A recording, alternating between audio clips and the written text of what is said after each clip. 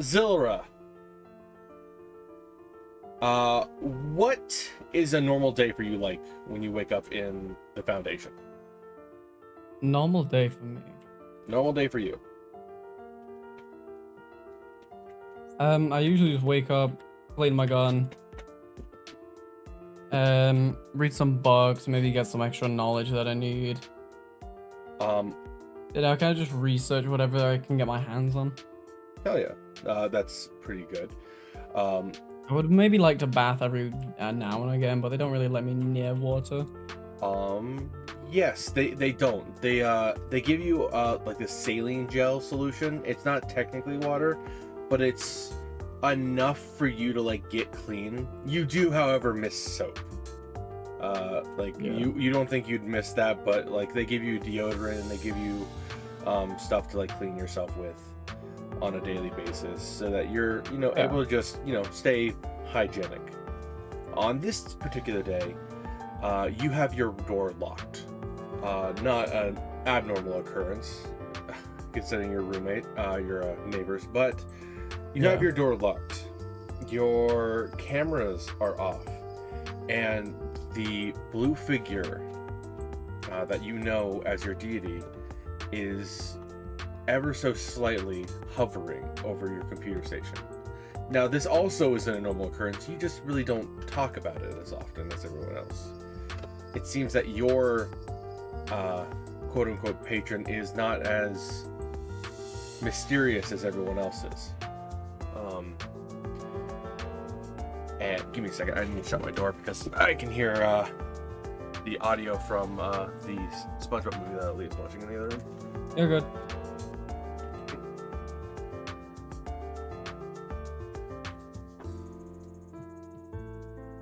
Another thing, I'm going to cut this part out.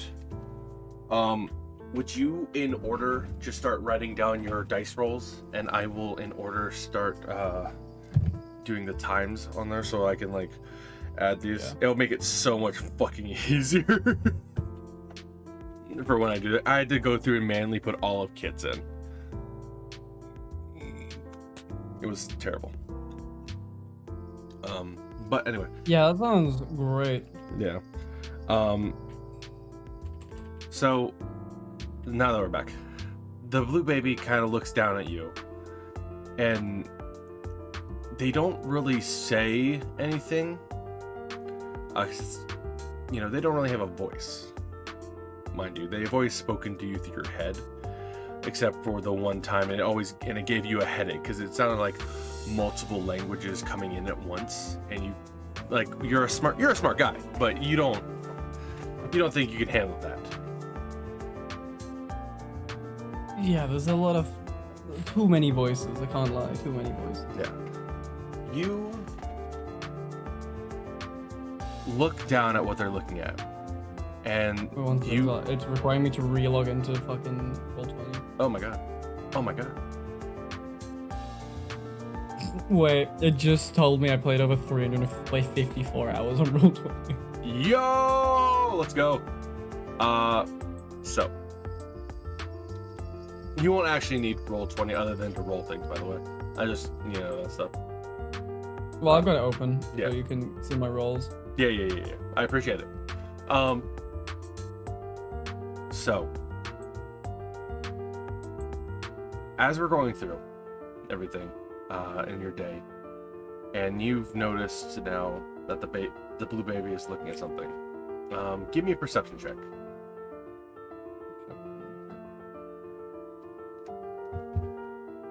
That is an 8.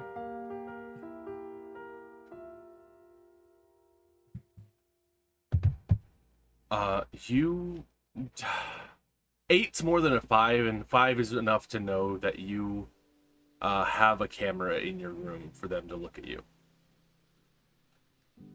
So you always are wary of what you research on the computer, though they seem to be giving you more and more access to more information as you have been helping with different SCP related research as of late. But you only have level 2 clearance on these.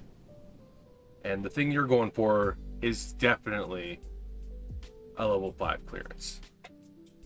As you look up at the camera, and kind of back down your thing. You just start typing away, and that's a timestamp.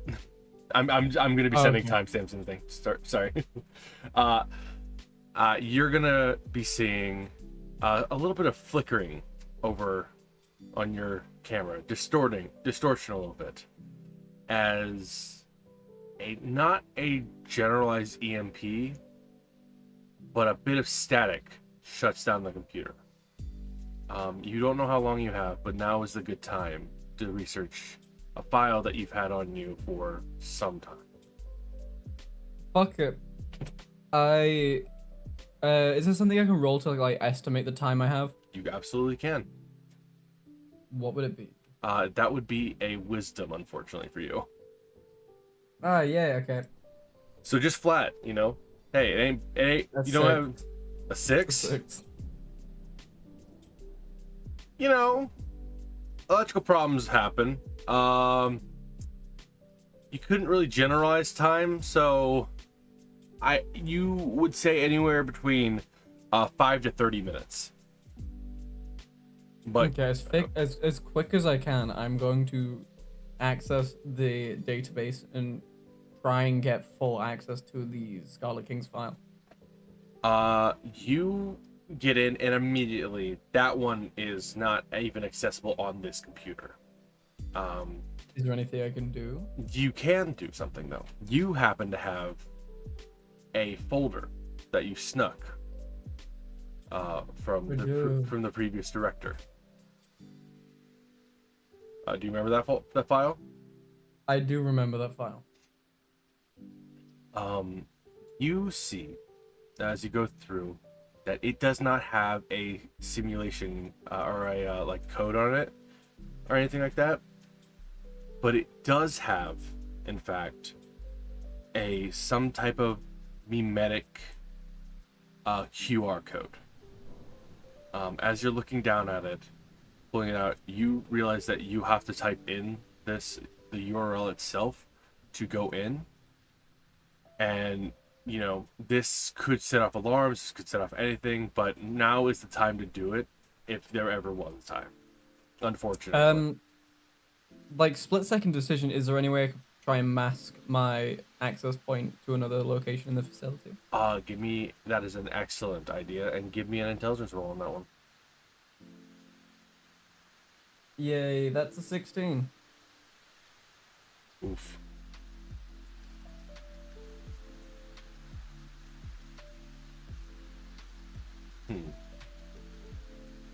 You set up a VPN. Not really, but you set up a bit of a ping. You access the Scarlet King's Scarlet King web search on a computer in the other area with the help of your deity. They just literally go over and mark it in a general research facility inside the thing. You at this point hear an alarm go off distantly, but you do hear it. It seems like even though you had researched just a moment ago the Scarlet King, maybe, you know, they were giving you leniency because of Zuba, and you just wanted to help. You know, you've been warned not to like dig into it, so they just deleted access from your computer. But direct links cannot be, unfortunately, they just cannot be prevented sometimes. And with this audible distraction, you type in the URL, you go through, and a burst of light and images appear on the screen. You need to give me a Constitution saving throw, and I'm gonna be honest with you, this one is going to be really bad if you fail it. 17? 17 is a success. Let's go. I will be honest with you, I was going to give you a huge disability in this entire one shot if you had failed that. Because this one's a big one. You go through and you see a lot. you see some names on the list. Could I maybe use Blue's Clues to take like screenshots, but not on the computer of the file? That would actually be more of a notebook thing, which you absolutely can do. So we haven't really explained how Blue's Clues works. But so basically, you have your notepad, you have the thinking chair, and you have the paw prints. Yeah. These generalized items in relatively seem mundane or familiar to the actual like show Blue's Clues. They don't work the same, but I'll give you kind of a rundown now, so everyone can know.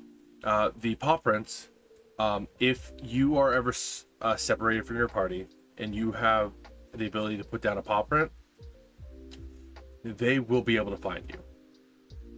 You just need to put down one, and Blue will do the rest.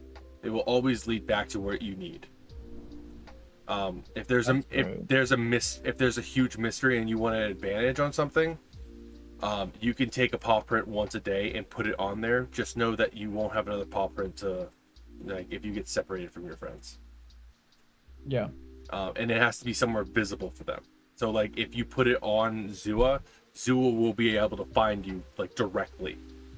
Or if you, like, say there's a big piece of art that you're like, there's a mystery here and I just don't know, you put it on, like, the frame of it, and you'll get advantage on the investigation rolls and stuff like that. So it's a great boon, but it's only once a day, unfortunately. Yeah. The thinking chair is more of like a domain expansion. You have to be able to sit down for an hour, and when you sit down for that long, you have advantage on all wisdom, intelligence, and charisma rolls.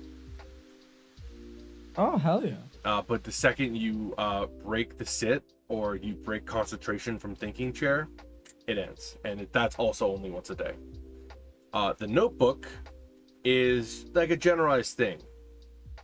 You not only can like write in it, it's basically infinite as long as you're using the attached crayon with it. And yeah, you can take it, and if you rub the crayon sideways, you know how some kids do, like they rub it sideways to make a big mark. If you rub it sideways, it'll, whatever you're currently looking at, it will copy onto it. Oh, okay. And it doesn't have to be in green crayon. That's just kind of what people see when you're not holding it. But when you're holding it, it looks like a fine point pen that you're holding in just like a detective's notebook. Okay, I like it. I like it. That's basically like, how many uses does the screenshot type thing have? That one is near infinite. But there are limits to what you can do. The set limits are as follows. Words that somebody speaks, you can jot them down, no problem. Screenshots fill an entire page though, and that takes a lot more than normal. So you can only do about 5 of those a day. Yep, gotcha. So other than that, it doesn't really have a limit. You will always have that proof if you need it, like a little detective's badge. Give me one second. What?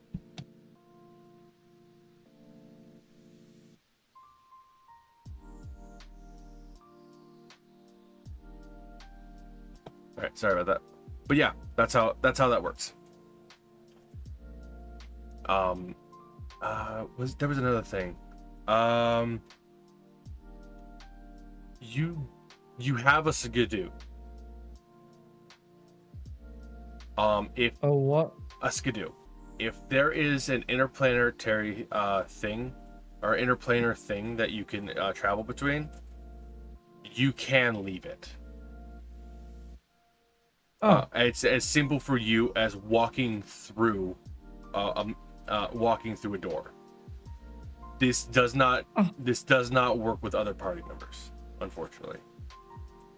And you So I have, can just like leave dimensions at will. if let's say you have a doorway, and you see a door, and on the one side of the door is a picture of the exact location on the other side of it, or like just a mirror that goes into it, that's reflecting into the other world, and it's normally solid to anyone else. You walk through it. So basically, any reflective surface I can just walk through. As long as it travels through to another reality, yes. Yeah. Like this does like include like, if like you have. Wait, does this mean I could walk through Zua's cloak? It's not a No, reflective thing, but it looks into another reality. it looks into it. It does not connect to it. Okay. So, that's the only difference. Wait. Go ahead. Like you can cut this out, but I've heard that Zua's got some sort of like mask. Could I just put my hand through the mask because I heard something like it connects to another reality or some shit? Okay, so that is different. That is an planetary being. You know the hateful mask. Yeah, I think so. That's what that is. It's the hateful mask. It just doesn't work on Zua because Zua has a higher thing going for it. Yeah. And if they were to like leave it on for a while, they would start being corrupted. But they already have such an abrasive personality that it doesn't actually matter. So, you won't actually see any changes if Zua wears the mask. If you were to wear it, you'd become more agitated, more like angry. Like the Venom symbiote. Yeah, basically, but mask. And super intelligent mask. I cannot stress how like much of a like boon that is to you guys. It's just super fucked. If the wrong person wears it, it's luck. Everyone's lucky that Zoo was the one that picked it up, not anyone else. Yeah. Because if like you had gotten it, it would have corrupted you. I literally mean like alignment shifts. Ooh. Yeah. The mask does not work on Gooby though, so like at all. No, I wonder why. Yeah, just purity. Anyway, back to it. Hang on, I'm gonna write 1801 in the thing. Okay, I'm gonna wait for you to do that. Yeah, I got it. I'm gonna take an entire screenshot of the file in my notepad. You do that. Notable things that you see. You see. It's like before you explain it. Yeah, have I like taken a screenshot of the full file? Is there any more information I notice? Is there anything more I can do with the open like document file on my device? You can start jotting general information down. You look at your notepad and you see that as you're looking through it, it is a screenshot, but some of the names that are on there, you can't read after you put on the screenshot. Can I write down the names that I can't read? Yes, and here's another thing. You write down those names, and they literally, you've written them out, you look down, you look back up, the letters have switched around as an anagram of themselves. It seems Can I write them down on a normal piece of paper? Yes, when you write them on a normal piece of paper, it just doesn't write. It doesn't finish the word, and the ink begins to fade. For whatever reason, actually, you know what? Make me an Arcana check. Arcana check? Okay. Please actually roll good, because okay, that's a 16. I was gonna say you get advantage on this one. Advantage? Okay. Yeah, you get advantage. Another, I got 2 16s in a row. Sick. So. That's still a pass. You know, the blue baby links with you in your mind and says that there's a curse on these people's like being. You can know the information, but writing it down from this file is not sustainable. There's a complex metrics going on in this website on this computer that is constantly keeping these on the same words. Which, you know, you would have no idea how to know, but since you're in link with your deity, they're able to tell you this. Yeah. Um, Could I memorize the names? you absolutely And can. then, You absolutely can. so can I memorize the names and then just unscramble them when I You, like see them? yeah, when you'll be able to unscramble them when you go through them. If you want to write these down, these are important, by the way. So I do recommend it, like in your notebook or anything like that, Yeah. or in your I'll put it logbook. in my. I'll put it in my notes. Yeah. Um, the names are Second. as follow. Yep. Whitaker, Harper, Oh my God, Whitaker. Yep. um, Blackfoot, Yep. the hard to kill reptile,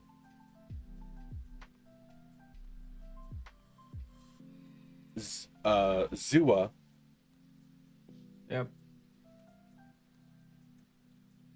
fuck, what is her name? What is her name?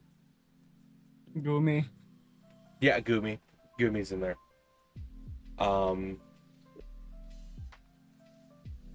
Guessing these are people with relations to the Scarlet King then.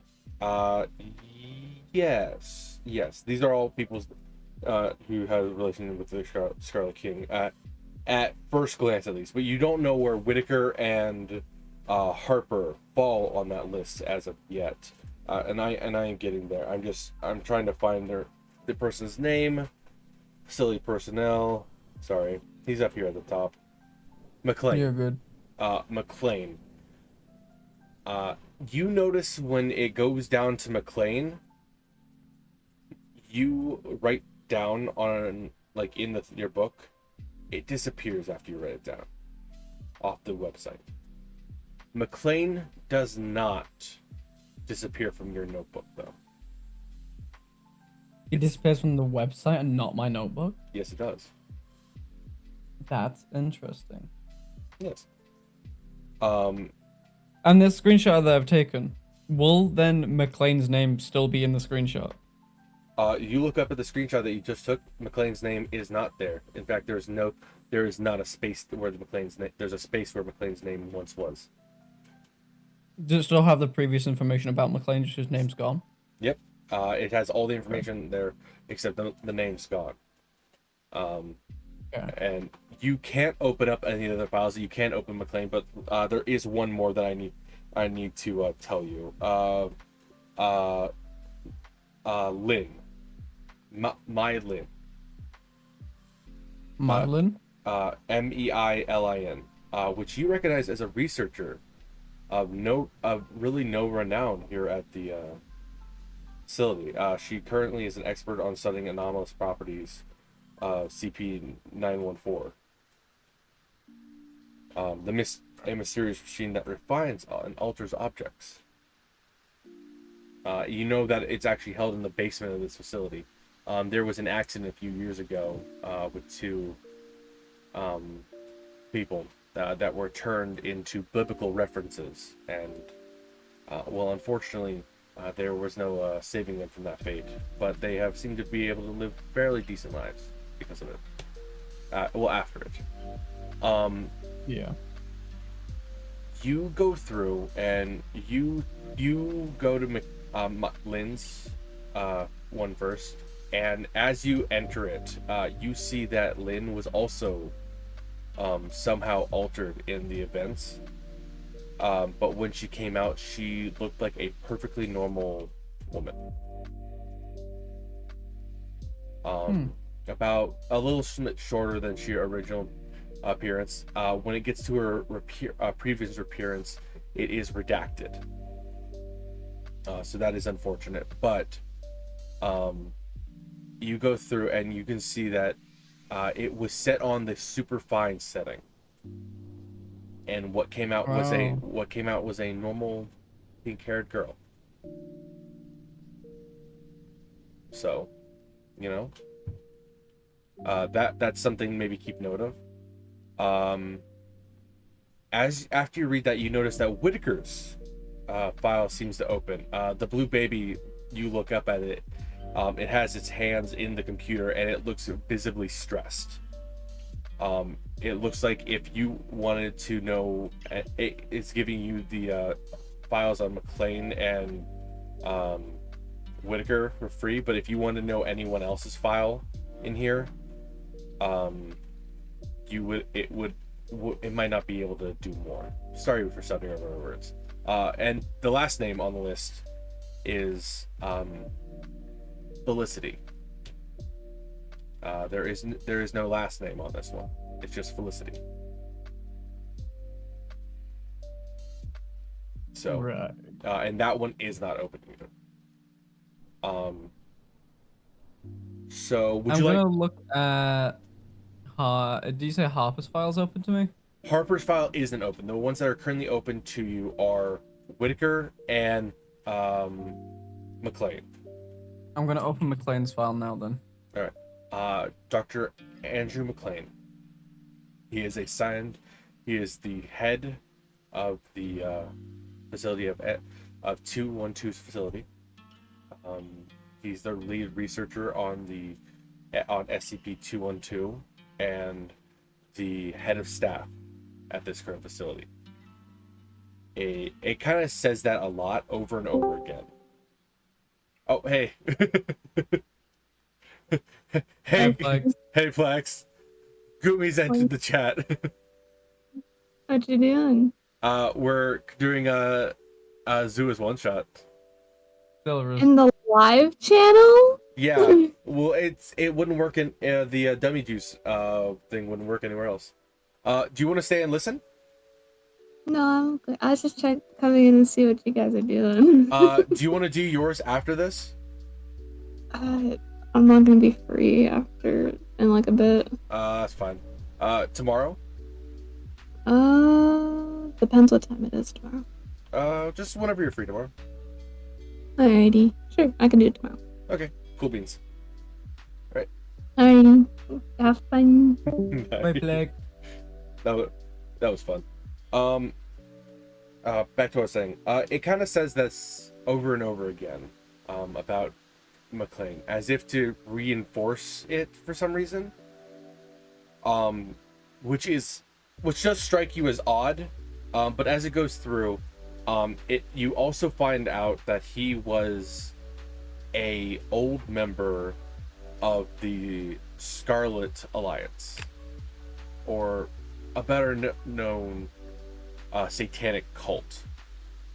A little bit of like dark history in his past, and later was found out that they were not worshiping Satan; they were worshiping the Scarlet King.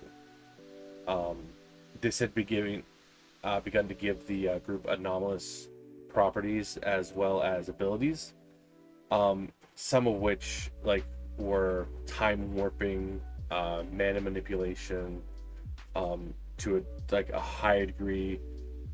There's some that are like dimensional travel and extreme strength. And as you get through it, you realize that they had been doing some type of blood ritual where they would kill each other to gain their powers and form a hierarchy. It seems like the last living member was McLean, but that can't be right because you're counting the members that were noted here at least, and there should be one other person left. And if Andrew McLean had all these other abilities, he would be he should have been able to do more than just reality anchoring. And he's never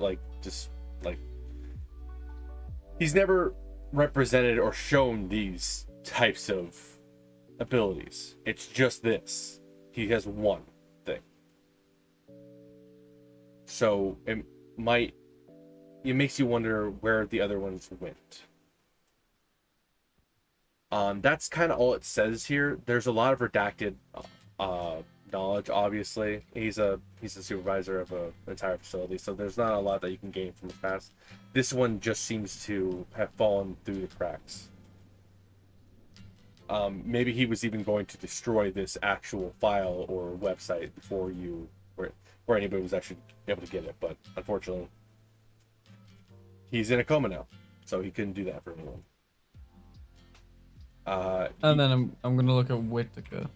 By the way, you jot all this down in your notes, and you look up. You kind of glance at the time. It's 3 minutes prior to when you opened up that that folder. Andrew McLean's file is gone. It does not exist anymore. To the point where it looks like you're now 3 minutes in the past from previously reading it.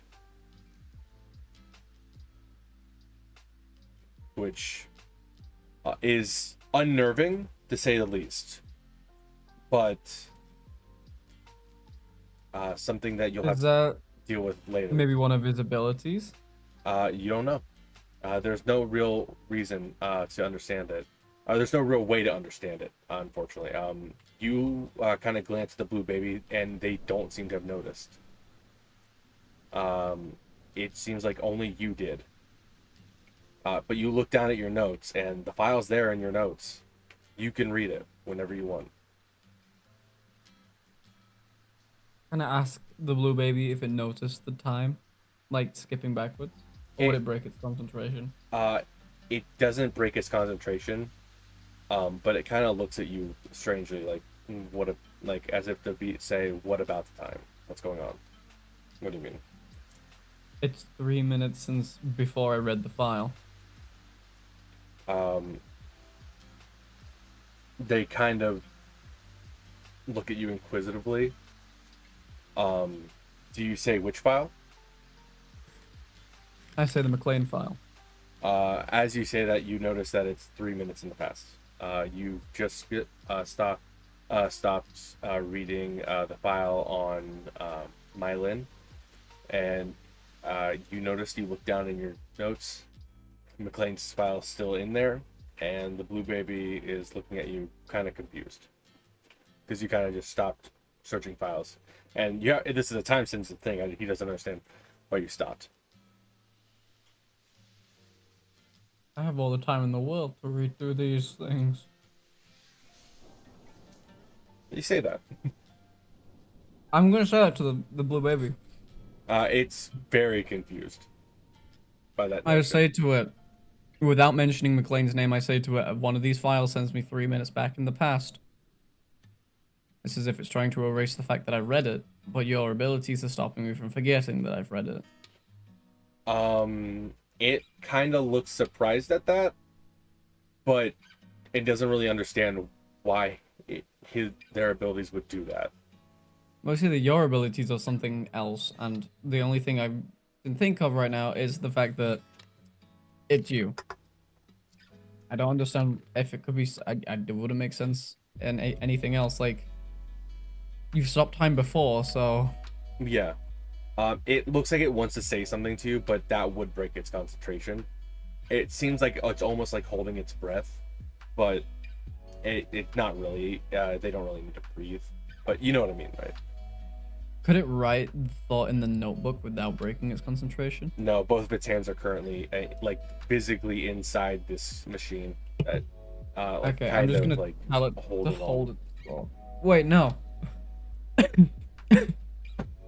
I'm gonna tell it to say the thing. It doesn't matter if it breaks its concentration. That is a smart way to play that. It kind of looks at you and says, "I'm not doing anything with time," as the concentration slips and Harper's file is locked again. And I say to it, well, McLean is doing something with time. You are 3 minutes in the past. You just stopped looking at the Lynn file. Lynn file. The baby's looking at you kind of confused, as always. As the same as last time. Does it not realize that, like, time? Does it not, like, remember the time skip? Like, does it literally not remember it? Yeah. I'm just gonna say yes, just so you can kind of get the general idea. Because you could deduce this with a few more time skips. Yeah. You are the only one that seems to notice this is happening. Right. It doesn't make any sense. But I've read a couple of these files already. Let's go straight for Whitaker's file. This file is one of my favorites because I have put a lot into Whitaker, and I put a lot of into Harper, Whitaker, and McLean. So, Dr. Whitaker, she has the appearance of a 20 to 30-year-old woman. She is an expert in all things dimensional, as well as semi, how should I say, reality warping things are her specialty. She has the anomalous ability, and you unfortunately cannot read most of the file, but you get the idea that she has the anomalous ability of, the gate spell?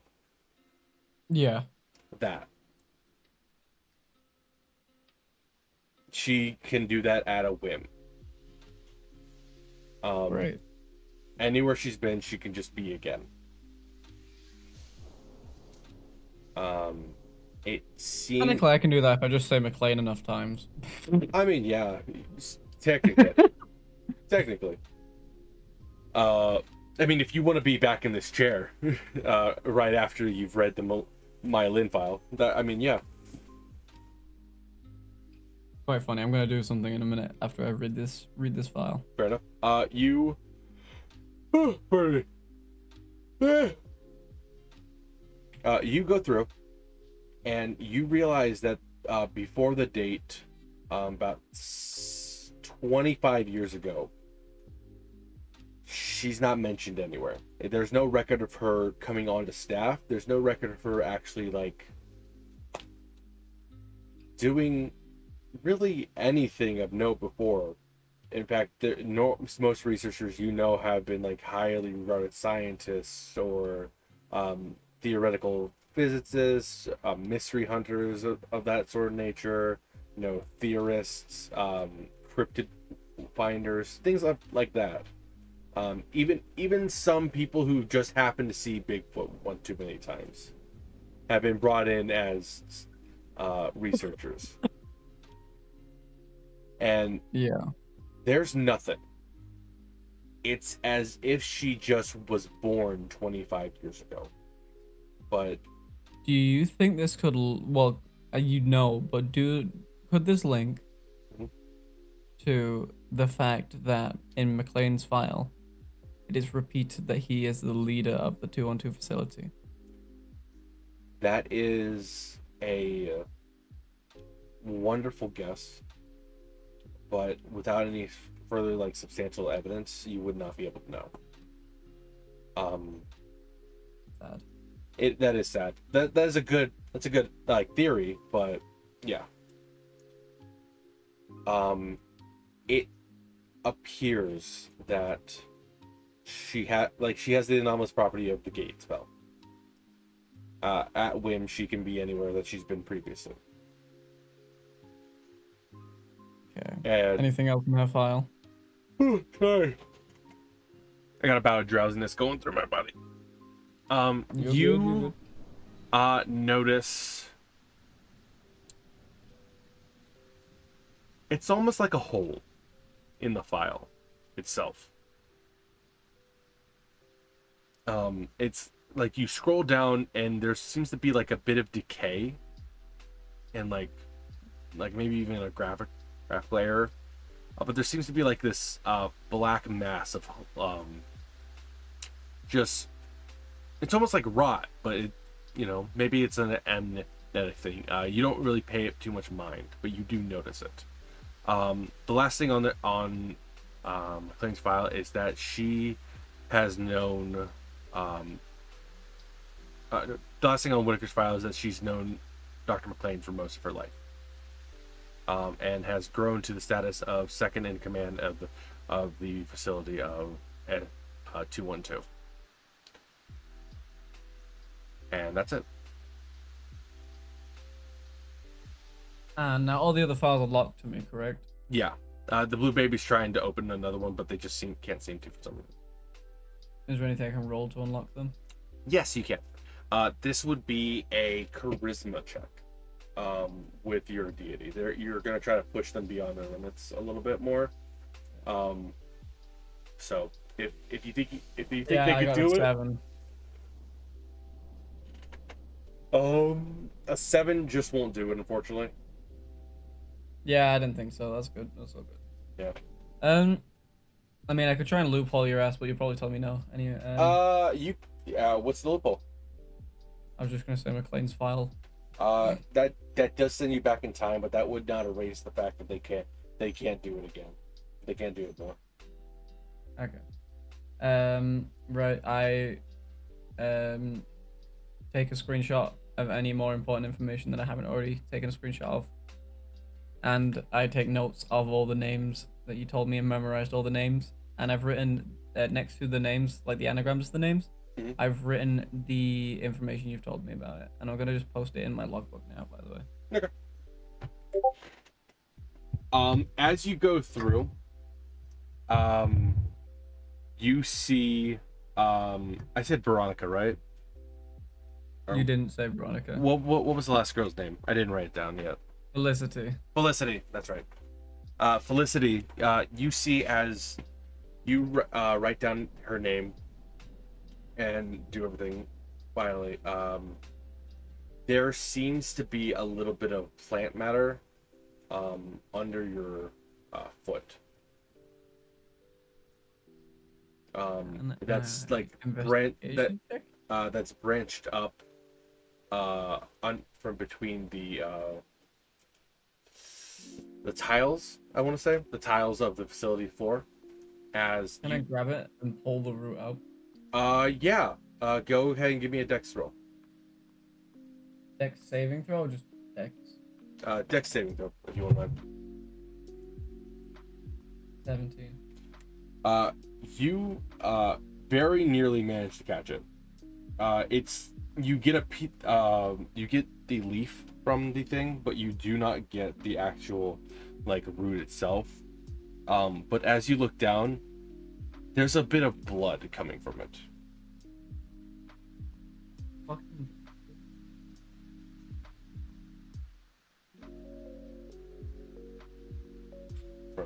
I fucked up that. There we go. There's a bit of blood coming from the plant itself. You at first think you cut yourself on the plant, but no, it's the plant's bleeding. This, however, brings a new sensation to light as well, as there is a lot of water in this blood as well, because it is a plant. Something that's not really supposed to be in your room. Huh. I'm gonna touch it. You put your hand in the water as it like seeps kind of up from the ground, and it's a refreshing feeling. It's like you're like connected to yourself again, just a little bit. You can kind of feel the stress that's been eating away at the back of your head just like go as the blue baby finally lets go of the file, and it drops like literally out of the system and disappears. Another alarm just starts to go off more near your area, but I'm gonna switch out of the file before anyone comes. The file's gone. The file's gone. Oh, okay. But you hear the alarm going off, and you think, maybe, they sense water in my room, Yeah. That happens. I understand. You go grab a paper towel. You've had this interaction before. You ask for a glass of water, drink it, and there's a little bit left. You just clean up with a paper towel, throw it in a chemical bin, and wait for somebody to come over, make sure it's all dry it up. Nothing too big. It's not. You're not like. It's not illegal for you to have water. You still are a human being. You have to have it to live. But it's a dangerous compound with you specifically, so they have to make sure that it's cleaned up. Yeah. Does anything happen with the plant's water? No. You just kind of clean it up yourself, just so that you don't have to really fuss. You don't have to have a fuss going on in your room Yeah. with the whole like hazmat team that drying everything out because it kind of gets dry in your room after that, and you just really hate that. Especially, Yeah. you know. So you just kind of go through there. Your computer does shut off though. After that, it seems like the blue baby might have given it too much juice there at the end. So that seems to be enough research for you for the day. As you put down the notepad, it kind of fizzles out of existence. Handy, I guess, if you need it, but you know, just remember that it's not actually like on your desk. Yeah. Do I just like call out of thin air type of thing? Kinda, yeah. Out of your back pocket, it's always there when you need it. You go through your day for the rest of it. The alarm's still blaring. It's been going for like a. Oh, I want to try something before the rest of the day carries on. Oh yeah, sure. What's up? So after I put the notepad down, I want to like leave my room and just find a guard. You can't. I can't leave my room. Okay. The door won't open for some reason. Can I call a guard over? Yeah. What do you say? I grab my notebook from the back of my pocket, throw it at him. As it leaves your hand, it disappears. Can it not fly far at all? No. Okay. I kind of just like say my door won't open. Well, also the fact that the door's closed in front of you, so you know, you hear slow footsteps coming towards your door. You back up a little bit, and you're like, okay, well, we gotta. It's probably a lockdown. You know, things happen like that all the time here. Maybe they need help. You grab your equipment and you're like, oh, well, let's make sure that you're all ready to go in case they're like, hey, we need your assistance or whatever. You know, you've been asked to do this a few times. You're a strong guy. You know. Yeah. And you've made some friends in the facility. You don't want anybody to get hurt. And with McLean not here, unfortunately, lockdowns like this have been happening more frequently. He was a great boon to this facility and to the foundation itself. It takes a little. Wait for him to enter my room. It takes a little while for the guard to get there, which you think is weird because you know there's a guard stationed at like not at every one of your doors, but like just down the hallway from everyone, just in case you guys need anything, or like there's an emergency and like you guys need help. They never like mess with your privacy. You know all of them by name. At this point, you're regular friends. You eat together sometimes. You know, just casual, like not friends, but like neighbors. You know. Yeah. As they enter the room, you can't really see their face. They're obscured by a oxygen mask. A little bit abnormal. As well as their gear is a bit more dingy, and it looks like it's been through some shit. And he's just standing there right now. What do you say? I bang on the door and say it's locked. It won't open. Can you Oh no, unlock it? Do you need any help? Oh no, he's standing in front. He's opened the door and he's standing in front of it, and, like in the door itself. I ask him what's happening then. He doesn't actually respond to you. He kind of looks over at your gun. I'm gonna stab him in the chest and kill him. You're gonna stab him in the chest and kill him? I'm testing something. I'm gonna need a reason why you would stab this man. I'm gonna need an actual reason why you would commit murder, or I'm just gonna say you. I don't think research. Zod, I'm testing if I can kill him and bring him back by going back in time 3 minutes. Okay, absolutely. Why not? You stab this person in the chest, and then what do you do? I stab him in the chest and wait for him to like die and check he's dead. He kind of falls over backwards. I'm also gonna remove his mask because he was being very quiet, and that's not usual.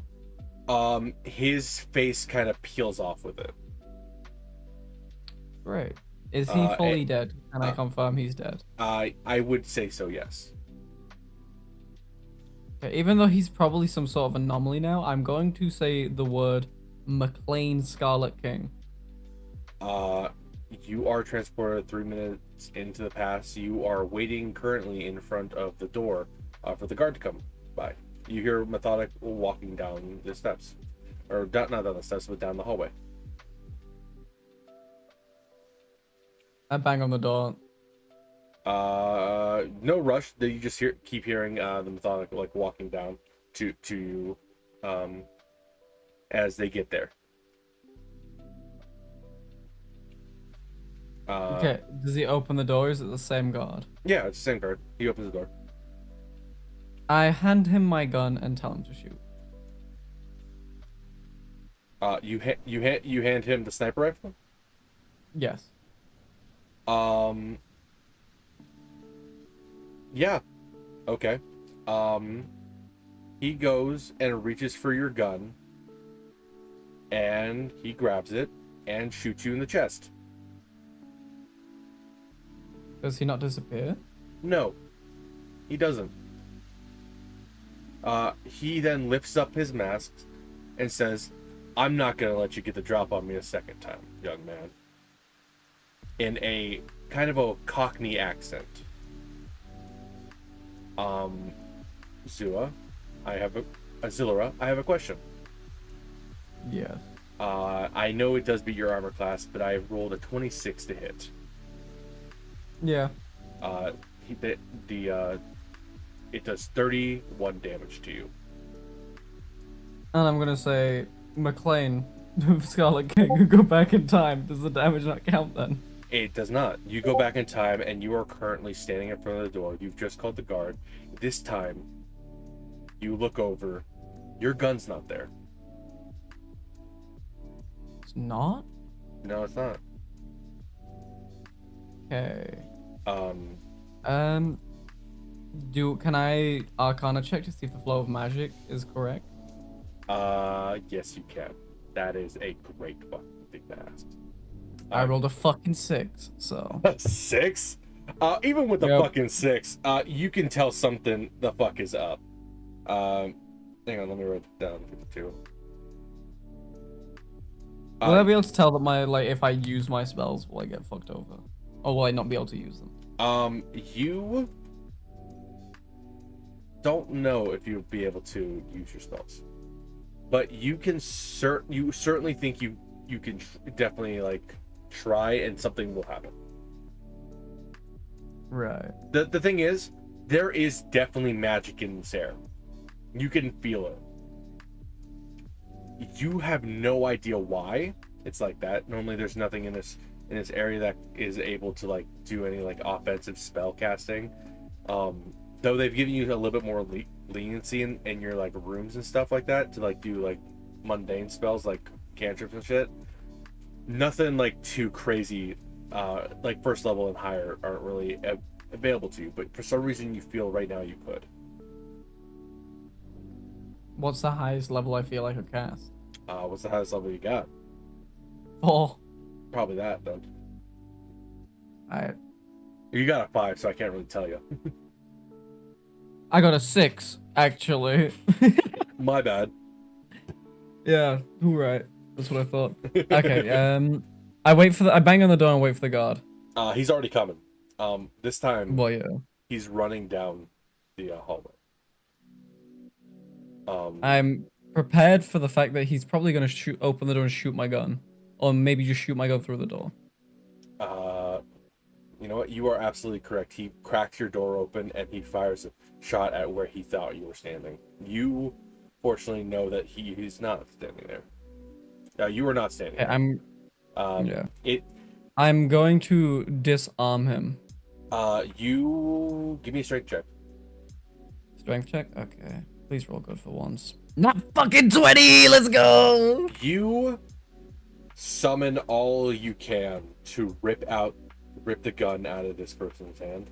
And I will tell you this, had you not got a nat 20, it would not have worked. But you disarm him. Pulling the gun through, and as you do, you see the rest of his arm has been yanked out with it. I'm gonna unload the gun. You go unload the gun. And I just throw it to the other side of the room. And I'm gonna rip his arm off before I fucking throw it though. yeah, you do that, and then you hear him say something, and suddenly What is... you are 3 minutes in the past, standing in front of the door. It's closed. My gun should still be behind me though. Your gun is still behind you, on the floor. I'm gonna reload it. This time you don't hear walking. I'm gonna reload it and I'm gonna sit at like some weird corner of the room. It's loaded. It's loaded now. Yeah. And I'm just gonna sit like where the door would open and creak open in case he like peers through or around. You wait, and you wait. At like a trained sniper would in these circumstances. And as funny as it is, nothing happens. Right. I'm gonna shoot the lock on my door. You shoot the lock on your door, quickly reload to see if you can bait him into like another hit, and nothing occurs. Okay. I'm gonna Go ahead. put my sniper on my back. I'm gonna draw my swords and ignite the flame sword. And I'm going to leave my room. You stand up, ignite your flame sword, and feel two arms wrap around your body from behind. Pinning your arms to get close together as he whispers. I can't do a Cockney accent, unfortunately. I do apologize. I'll do my best if you'd like, but right, well, let's have this chat in a bit more familiar territory. As he pulls you through and rips you through the wall. It's silent in your room for only a moment. Because you have left that reality. Pardon me. Is he still touching me? Like, is he still holding on to me? He is. And can I cast level 3 shocking grasp? you absolutely can. Oh wait, do I even have that at level 3? Give me a sec. It's a fucking cantrip, I'm lying. I will tell you this, this cantrip will not let him let you go. He does have a 20 in strength. I'm not trying to break his grasp, I'm trying to damage him. Oh, that's absolutely fine. How much damage does it do? For some reason I have to roll to hit. You do have to roll to hit normally, but you are physically touching him. He is grappling you. It does work. Then it does 10 damage. 10? 10 is a good amount of damage. Yeah. You go through this, and it feels like you're being pulled. By the way, do you want me to through. write down damage rolls as well? No. You don't need to write down damage rolls. You go through, and it feels like you are being dragged through mud for miles. Quickly. It's a lot of pressure all at once, and as you go through, you are in a dark place. There is a black sun with a red line around it, dripping down into the sea, beyond the horizon. There are. I have 60 feet of dark vision. Obviously, if it's magical, if it's magical darkness, then I'm fucked. No, you but can. welcome my swords at light. You can see.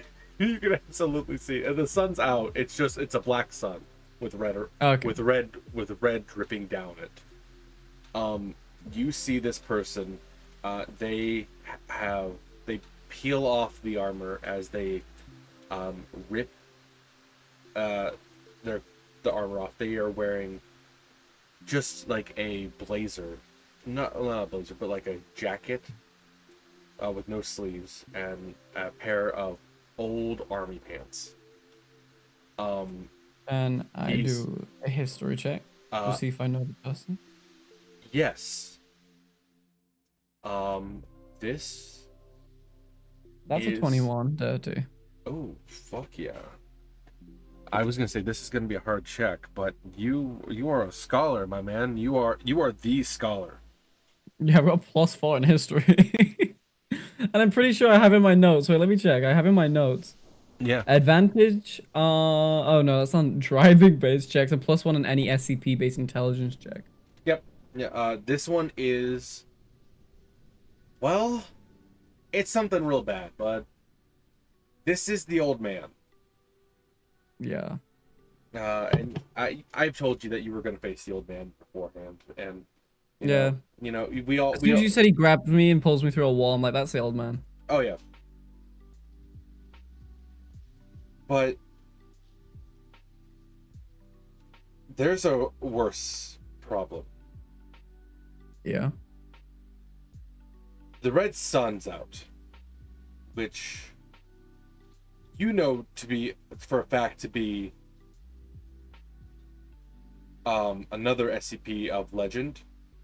Not one that broke in your reality, but in the reality that you were in with death. The one that makes everyone turn into goo and things. It doesn't seem to be doing that to you for some reason, though. Can I, like, is there a check I can roll? Would it be like Arcana or Investigation? You can do an investigation check if you like. That's a nat 1, so. You're panicking. You think you're gonna turn into a monster in a minute, but behind him you see a face. It looks as if it is a dingy, scary man staring down at you, his face flatly pressed against two sheets of glass, almost as if smashed and warped, forcing it to smile and stare. His face melted and more concussed than anything else and disgusted, but it just stares down and smiles at you as it's drooping and bleeding. Like, I'm just gonna look at it. Like, Do you look in its eyes? Or do you just look at it? I'm gonna not look in its eyes. That's a good idea. You look down at the old man.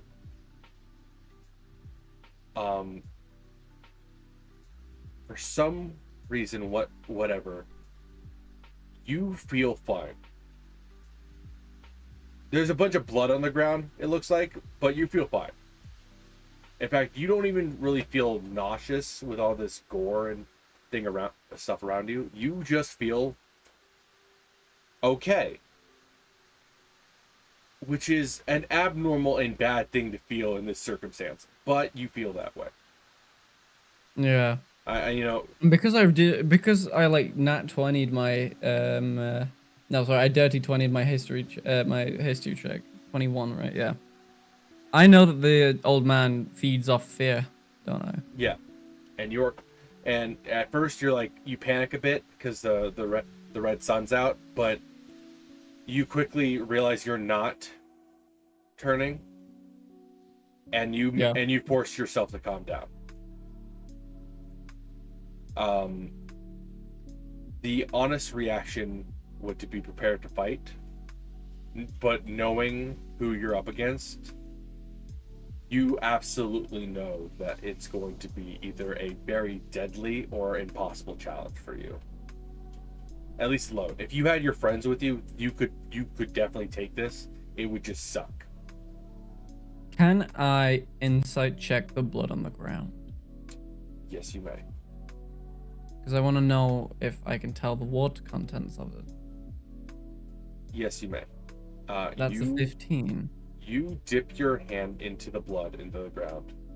Just kind of try to get a feel of, like, if this can be used as a weapon. Like, do I have anything at my advantage in this situation? You put your hand through, it's all water. It's all water? It's all water. I'm gonna crouch down and, like, fully drench myself in it then. You look like you're covered in blood right now, but you know it's water. It's metal as fuck. Don't get me wrong, but like you absolutely are. You look like you're covered in blood. Any viewers, if you're hearing this right now, draw xilra looking hard as fuck, covered in blood. You know you want to. Anyway, carry on. Anyway, gotcha. I like Discord you. link. I like you. Fan art channel. I feel like I love how you called him like as if they were cats. Like. Yep. I know when artists, I know what tickles their brain, and it's these fucking like emo, fucking depressing shots of characters just drenched in blood. No, there you go. You go through, and as you do, you notice something just fucking horrifying. The other guy does the same. The old man does the same exact thing. Which, granted, not as like scary as it would be if it was like any other person ever. But as they do, and I know that your character wouldn't know anything about this right now, but but this is just like little lore dropping hints that I'm doing for like later towards the end of this when you have a revelation. Yeah. You go through the senses, and you feel like your body, your like skin's a little bit more rejuvenated. Like the cells that normally die off are like not dying anymore. You feel good. In fact, heal if you had any damage, you could heal yourself right now. I'm full HP. Yeah, because you went back in time. Yeah. You look at him, and his skin, where it was slothed off a little bit, is like kind of getting more taut and tighter. He does not have any hair, and his face is still permanently like disfigured. It's almost as if they're wearing a mask for themselves, like of their own skin on it.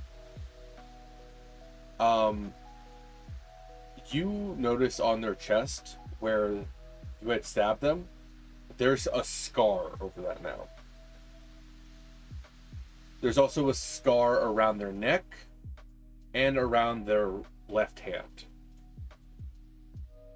But it seems like they're sizably notable. But the one that kind of catches you off is the one on his face.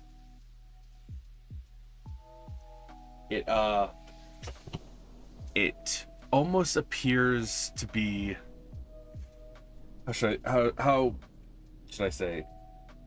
It appears to be right under his right eye, pointing at it.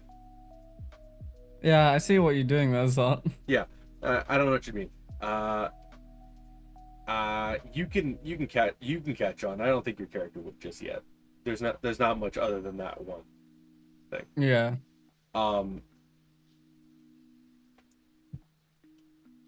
He's going to pull out what you thought was your rifle.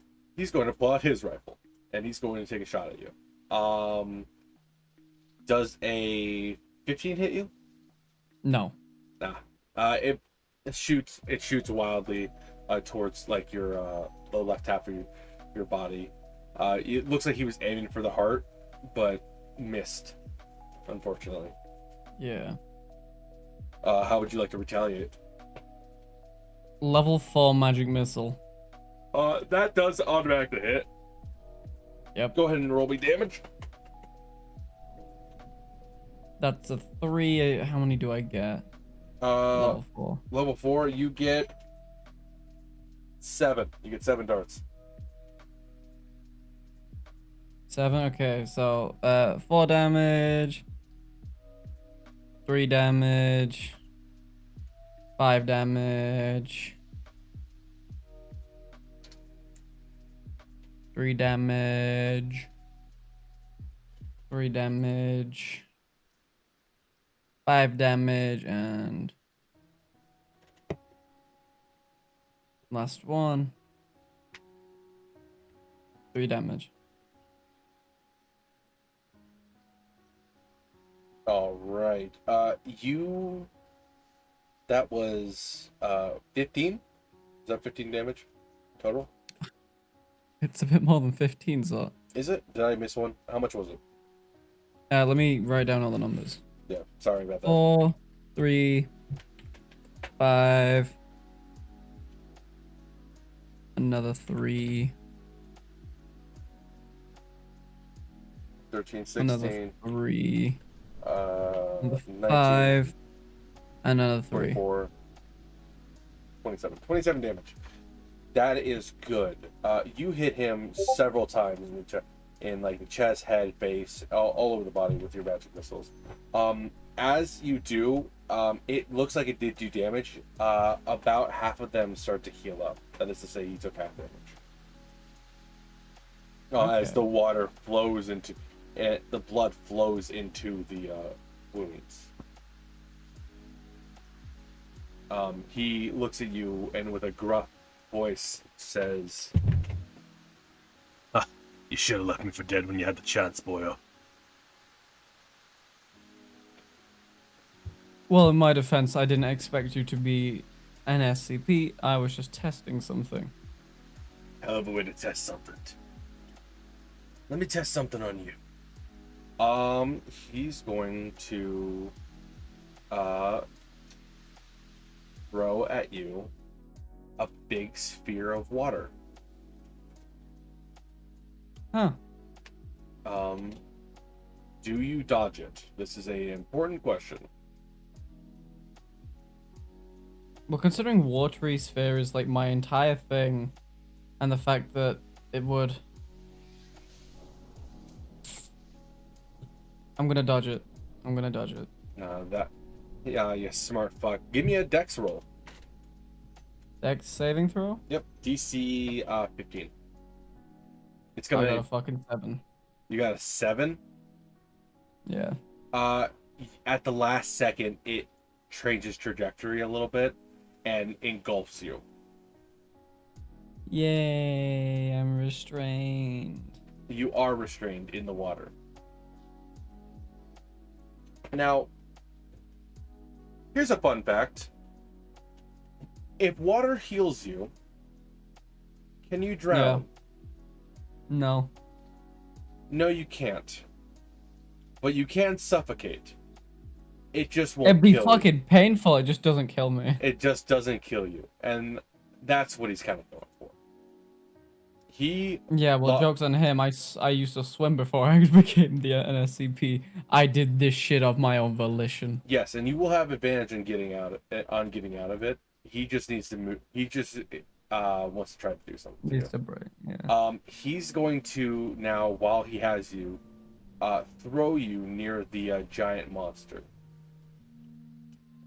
Yay. You may try to leave the thing before you get over there, but you will. If you want to try to do it before you get out of there, you will be at just straight. If you want to do it after you get out of there, it'll be at 1. It'll be at advantage still. So it just depends on what you want to do.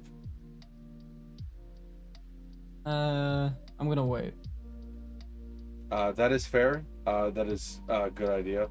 You get thrown over to the monster as it...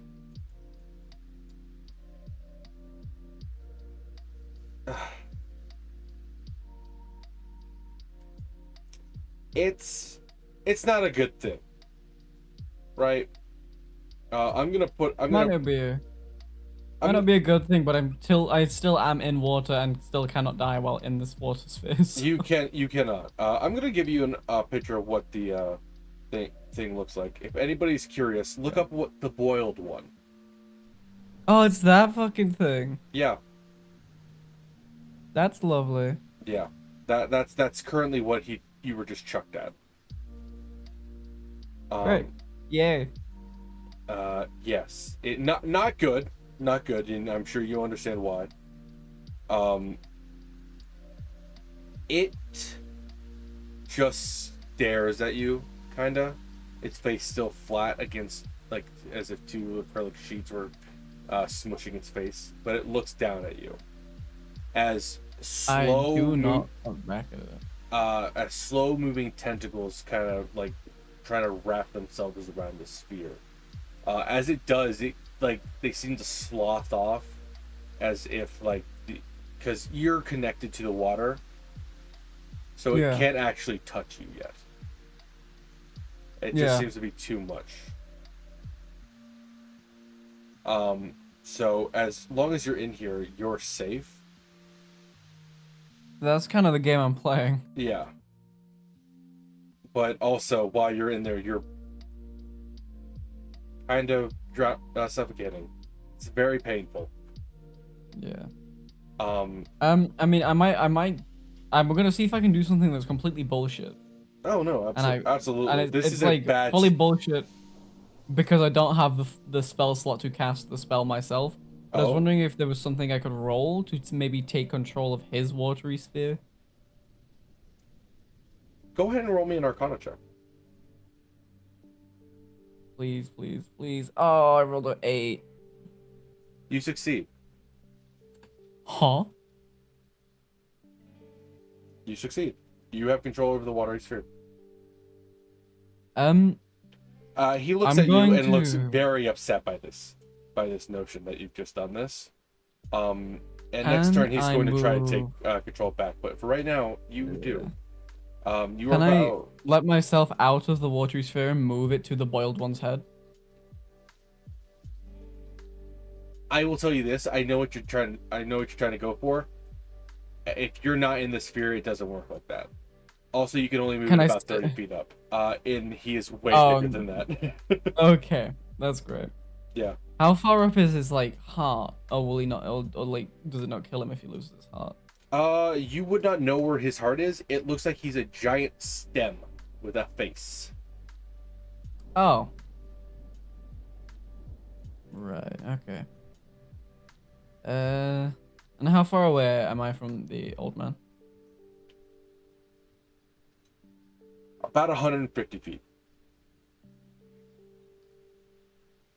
Can I move the watery sphere 30 feet and then maybe fling myself out of the sphere to move an additional amount of thing? Yes. Yes, you can.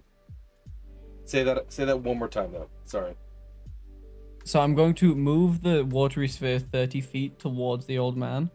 And then, because that's the movement of the watery sphere up, I'm going to see if maybe I can catapult myself with a motion to go an additional like amount of feet that, you know.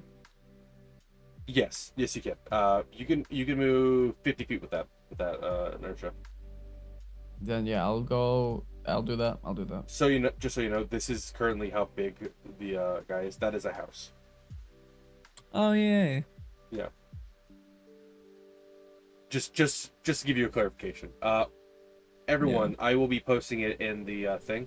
I will also give it to you so that you have a little bit more information. Your character wouldn't know anything about the boiled one, unfortunately, but I feel like you should know at least what you're a little bit more what you're fighting. So try not to abuse it. I don't really think there's anything in here that initially can let you abuse this, but I don't like metagaming in the first place, so I won't. yeah. But I figured you might want to like even just after this, just like kind of do a little bit of research on what the fuck this was.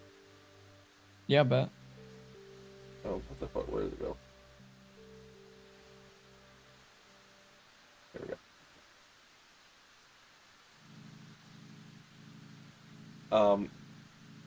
So you've just propelled yourself about 50 feet away. The tentacles are still moving slow. There's not really anything that it can do to like get you quick.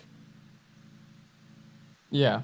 But you are not in danger at the moment, other than the fact that he still has a sniper pointed at you. But with the sphere rocketing towards him, he's gonna try to take the dodge action because he does not want what happened to you happen to him. And that is a 15. I'm gonna say it's the same as you, so he passed. He meets it, beats it, just barely.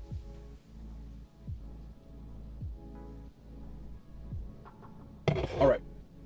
Oh, that's his turn. He's gonna take aim at you what would you like to do next? Let me just kind of lay out what's going on around you just a little bit more. He is currently... You are currently in a dimension made out of blood and red water, with a giant, crazy fucking looking demon thing up there, and somebody who seemingly has the ability to hold your sniper rifle, a copy of it at least, and throw water at you. That's so far. So I'm already guessing. Like, in my character himself is already guessing that it's maybe an older version of him. That is a reasonable guess. I will neither confirm. Considering the scar that you told me he has, yeah, in the exact same place xilra has the scar. Yeah, and the fact that he heals from the fact that you like inferred he heals from the water makes xilra believe that it's an older version of him. Give me a history check. History check. That is a dirty 20. A dirty 20. Yes. Oh, fuck. Wait, you guys never found your guys' bodies in the other dimension, did you? What, in the hell shot? No, in the dead world with Thanatos and them. No, I don't think we did. No, damn. You do not have a scar on your left hand. Nor do you have any scars on your neck. But that scar on your face seems to be very resemblant, as well as being able to heal from water and be able to carry this sniper rifle that you know is cursed to you, your person specifically. Yeah. It is a reasonable guess that this might be you, in some fashion. The thing that's kind of throwing you off still is the Cockney accent, as you don't have one. Yeah, I very much don't have a Cockney accent. Yes, as well as the attire that they're currently wearing, you don't really see that going through. You do remember something. Maybe though. you just watched a little bit too much of The Boys. You do, yeah. You do remember something though. Your swimming decathlon that you were going to attend before everything happened was supposed to be held in Australia. Now before that one occurred, it was actually moved over to the States instead for some reason. But that was back when you were younger. And you haven't ever gone or had the chance other than that to go to England, or not England, but into Australia or anywhere with a Cockney accent as a main form of dialect. Well, as a Cockney accent comes from Cockney. Yeah, that's fair. But so that's the only real difference between you two. So maybe there's a correlation in that regard. Yeah. I'm gonna take a pot shot at him. Straight in the mouth. Go for it. Roll me a d20.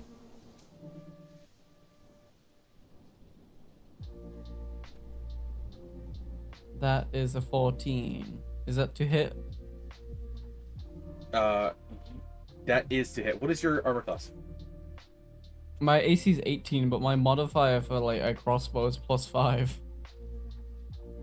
Oof. You would have a +7 on this guy, so I believe that does hit. I believe that does hit. Yeah. Would you please write 14 to hit? I'm gonna do that as well, right here, and then I'm gonna do. Well, yeah. Do you want me to write 14 down as well in my rolls? Yeah, write 14 to hit in your roll, like the number 14 and then to hit, because that's what I've written down here. Because I think I missed 2, so I want to just make sure I'm on track with things. I've got like every single roll I have done that's not combat roll. Okay, cool. Like in order, in like ascending order down. I think I missed one, and I just wrote down another timestamp, so I just want to make sure I have it. So You hit him squarely in the chest. As you know, this gun does do a set amount of damage. It is 30 damage every single time, as if you don't get a headshot. It is. Yeah. It has to do with the nature of the bullets that you fire. I mean, I did go to shoot him in the mouth. Yeah, I know.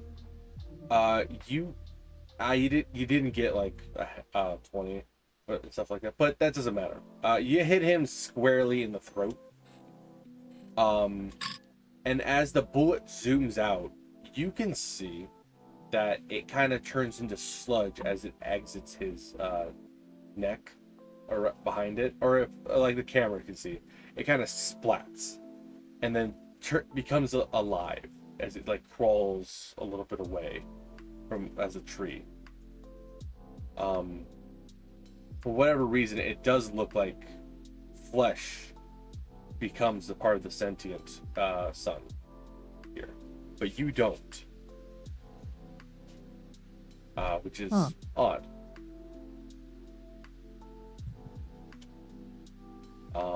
You hit him in the throat. He's not down, but he's half health. But as he like bends down, you can see that he heals a little bit. You can't tell how much.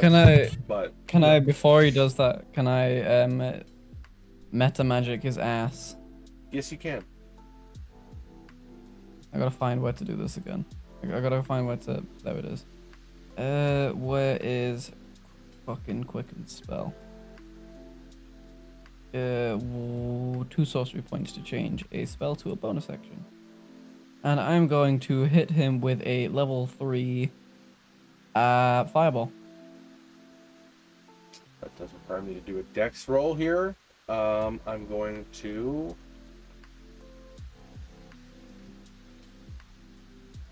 He does not have meta magic. Let's see if we put this down. Put this. He can't rage on a reaction. Fuck. Okay. That is a 13. Yeah, he doesn't beat the dex. How much damage does it do? Actually, no. You said fire. You said fire damage. It's 34 fire damage. 30. He does not heal anymore. He stops healing. And he does take the full 34. He looks pretty fucked at this moment. Back to looking like he once did. Yeah. Give me a perception check. Perception. Yes. Warning. That is a 17. Never mind. No warning. I was gonna say warning. If you fail this, you're gonna be feeling bad. You noticed the giant alien-looking thing stopped looking at you. Now it's staring at him. Ooh. Yeah. Gonna roll something real quick. Ooh. Okay. How would that work? He would do that, and then he would do that. Okay, yeah. You look at him, and it looks like a bit of like mana bursting is coming off of him. But then he kind of looks up. Can I roll an Arcana? Yes. Give me an Arcana check. That's a fucking 9, so I don't see shit. You felt a big wave of energy, of chaotic mana come off of his body, but then dissipates suddenly as he has locked eyes, unfortunately, with the boiled one. Oh no.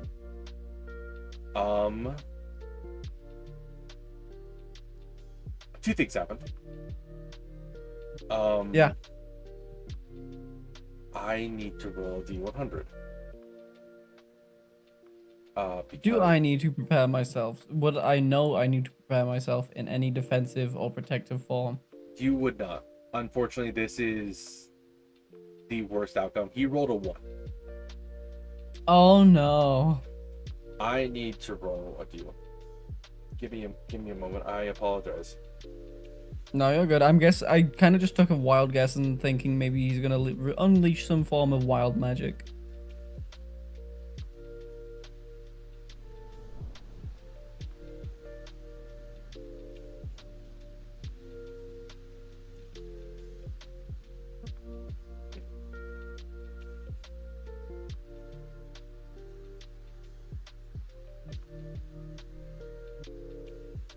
Huh. A lot of things are about to happen. Holy shit. Goddamn. Goddamn me. What?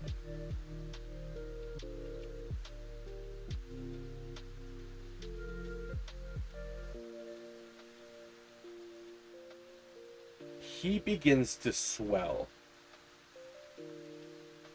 Oh, uh-oh. Yeah. Disproportional to his body, he begins to swell up into, well, a plant.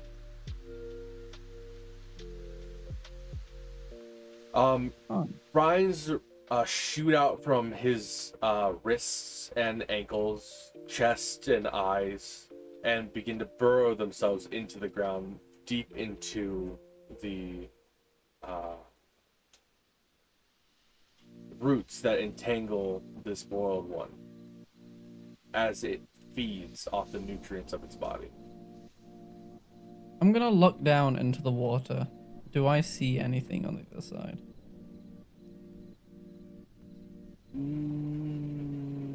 No.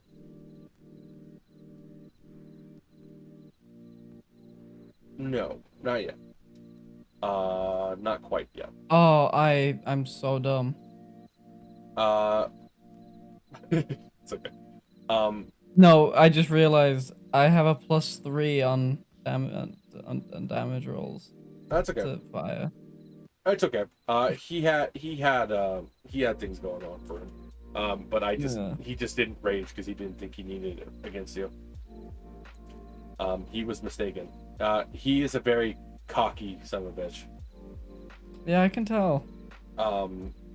And unfortunately, he missed your shots. He was going for the head. You would have taken a fuck ton of damage if he had hit you.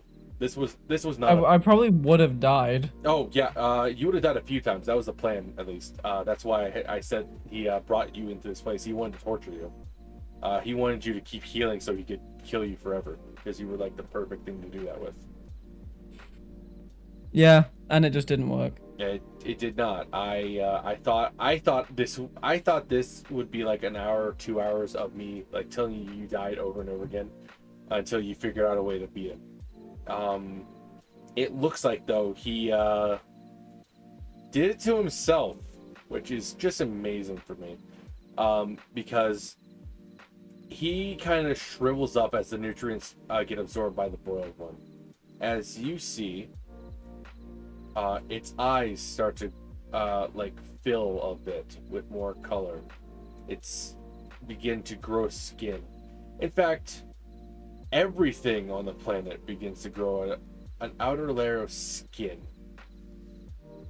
Can I touch can I put my hand in the water and like while it's growing skin on the planet? Yeah.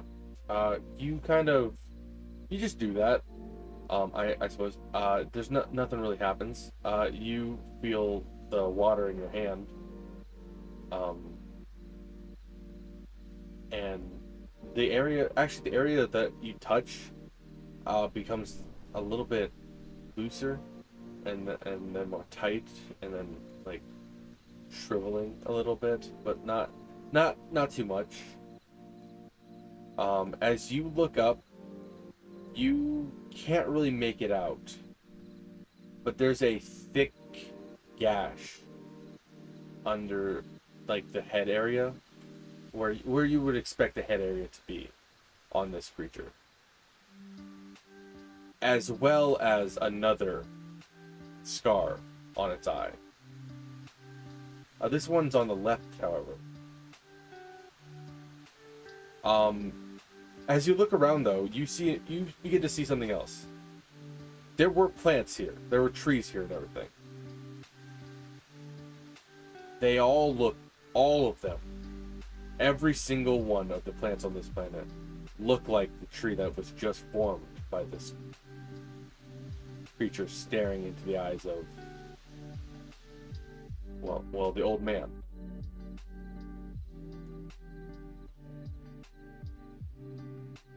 Is there any?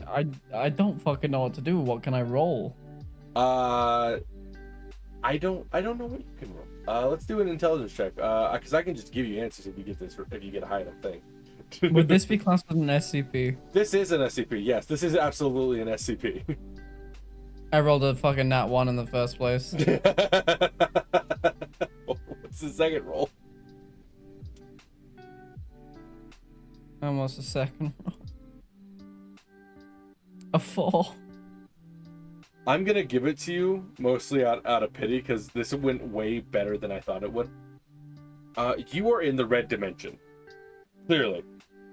The grass starts to fill up a little bit more as red blades start to poke your feet and your shins, like cut into you, but as if like not really like it doesn't really like cut you. It more scrapes against your leg, but doesn't like leave any damage. Yeah. Everything begins to fill out as more nature thrives back into this area.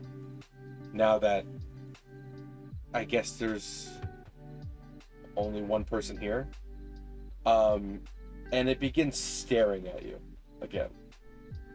I'm not going to make eye contact with it. It is reaching out its tendrils to grasp you.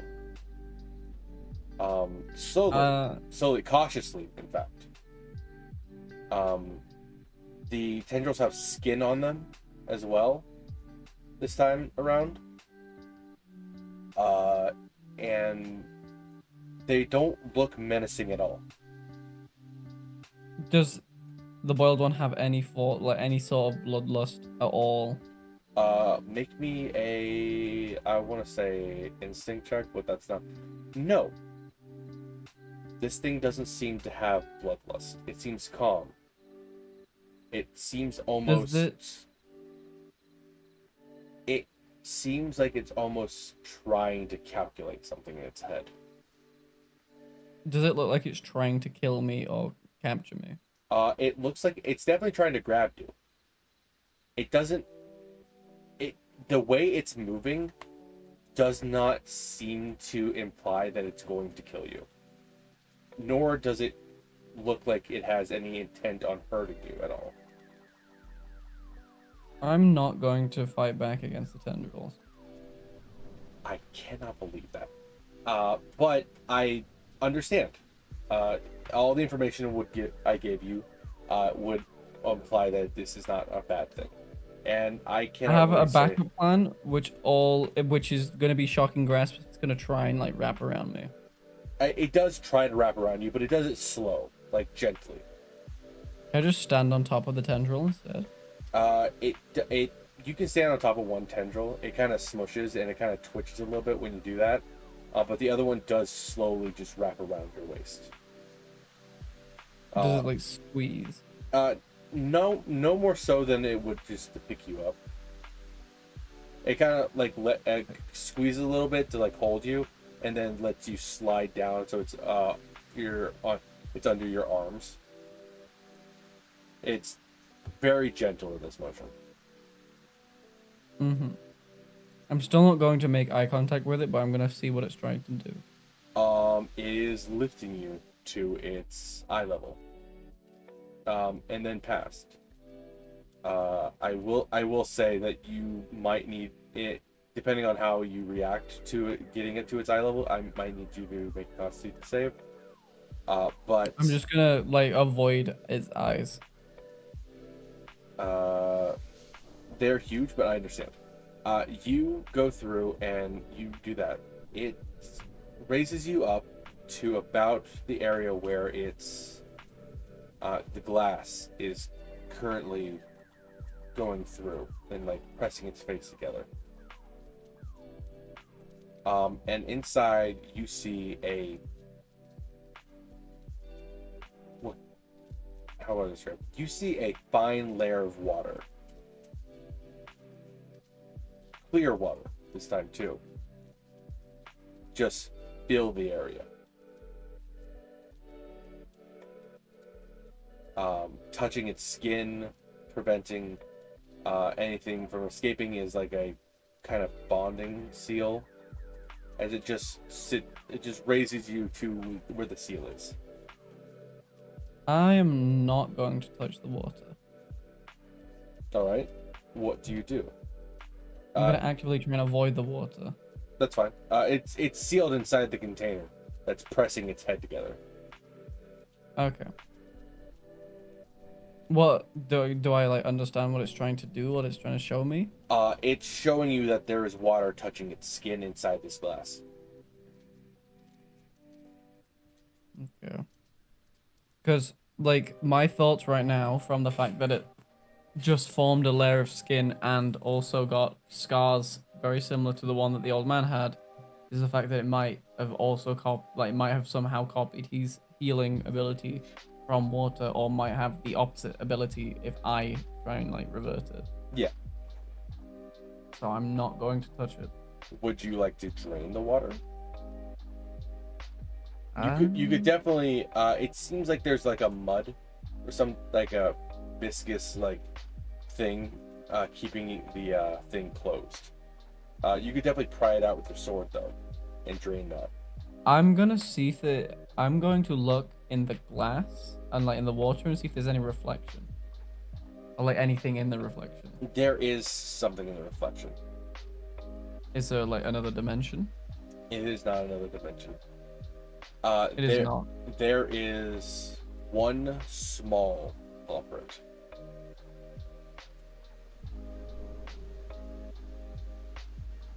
Huh. I'm going to make a small hole, drain the water. You drain the water, and as you do, it shoots out violently quick. There was a lot of pressure being built up in that space. If something was standing in front of it, they would have been ripped apart, but you were off to the side enough that you didn't get hurt.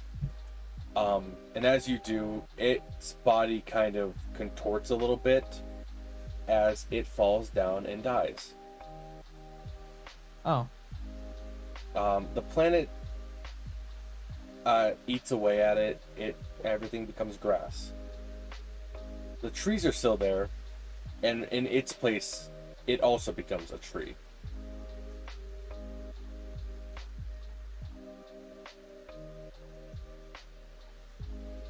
So, is there any way out?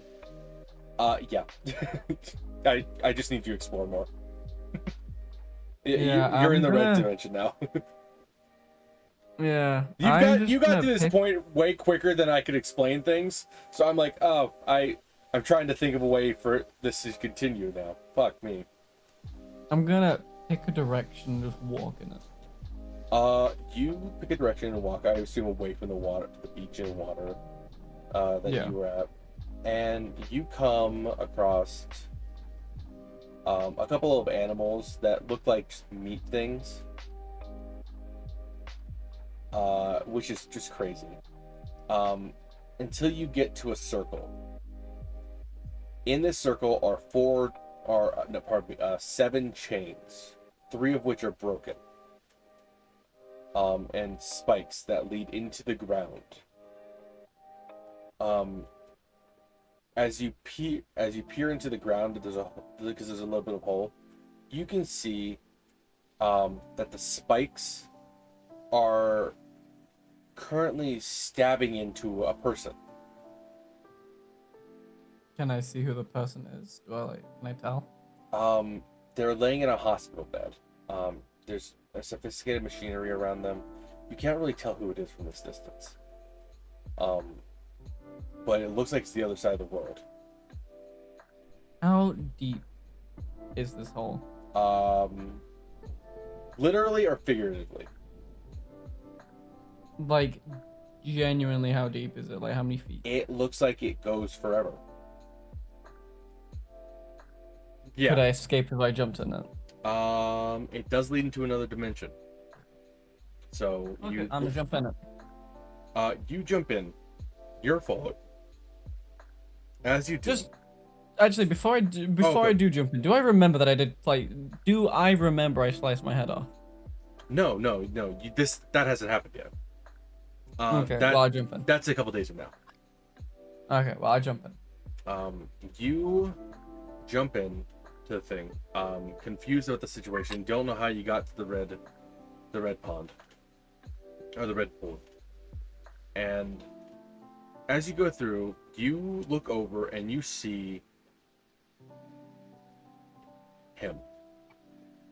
You see a giant body in the fetal position, arms wrapped around its legs, curled up, horns scraping the ceiling of the sky itself as you now passing through this area. The 3 chains connected to him, the 7 chains connected to him, 3 broken, 4 remaining. And you can now count yourself amongst the very few people who have ever seen the Scarlet King. That's fucking awesome. Yeah, I would say so. You for a moment feel yourself wanting to go blind as you were just engulfed in fear, because don't know who could stay calm in the sight of this thing. Yeah, no, that's valid. Like, I'm all about my character being chill and shit in the most deadly of situations, but this is the fucking Scarlet King. He's gonna be shitting himself. Yeah. You fall through and land at the feet of your bed. A guard walks into your room, and says, sorry, we had a security breach on the down in the 3rd wing. Are you okay? We heard that you had a commotion down here. We heard a gunshot go off.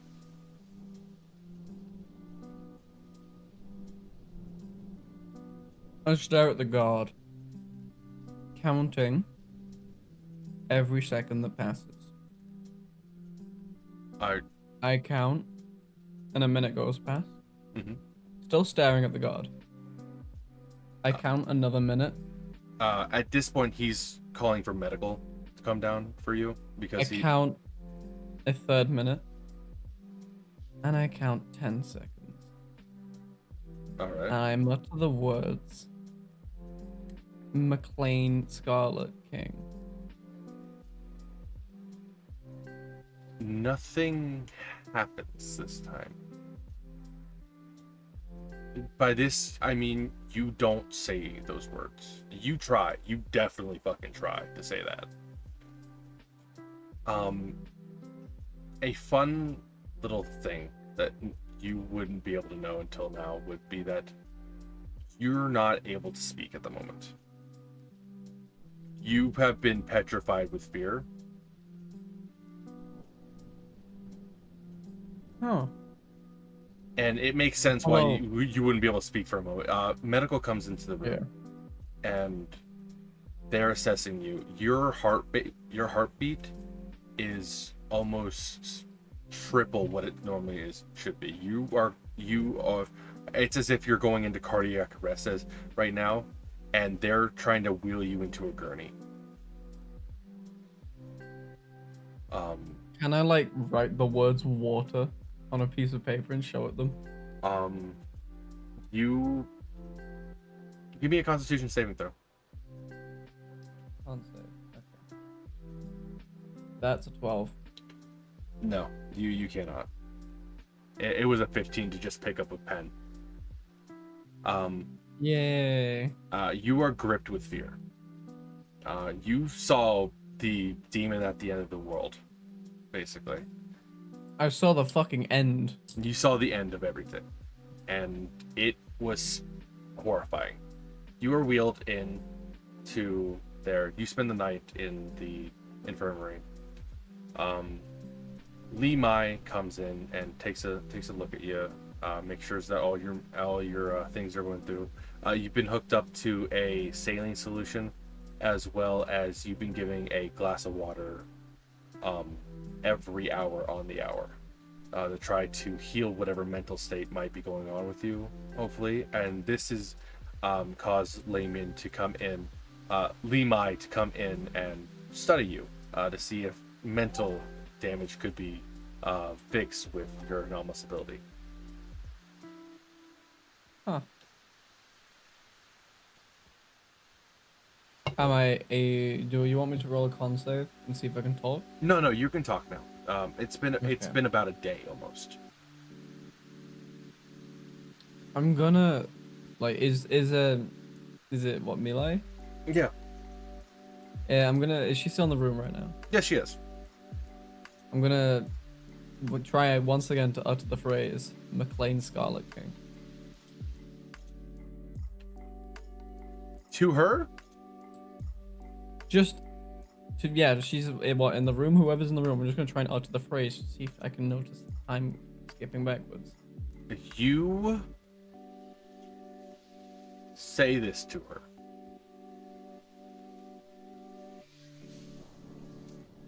And a jerk reaction sets off faster than you would expect as a knife is plunged near your throat, and then you're back about 3 minutes later before she walks into the room. Good to know. How's the flow of magic? Off. Can I cast? Not in your current state. You're debilitated. Okay.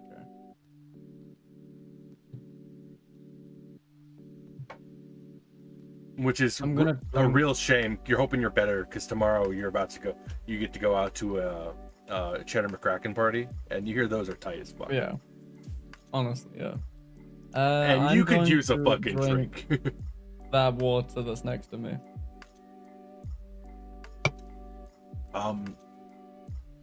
You drink the water, and in walks Dr. Whitaker instead of Lee Mai. Instead. Yep. Instead of Lee Mai, Dr. Whitaker walks in. I'm gonna pull my notebook out and just write something about the flow of time not being correct with people involved with the Scarlet King. You get to flow of time not being correct about, and then Whitaker puts her hand on your hand. Yeah.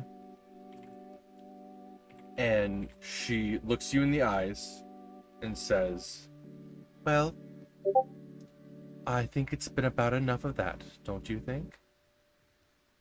And you throw my bucket at to jump scare it. She has injected you with something and shows you a quick image, and as she averts her eyes, you are in the past 3 minutes again, before either one has walked in. Okay, I'm gonna pull out my book and finish writing that sentence. It's already finished. There's actually another entry. Oh?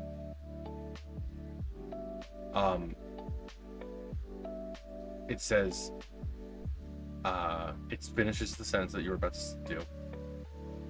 It says, Whitaker will kill you. Lymene will stab you.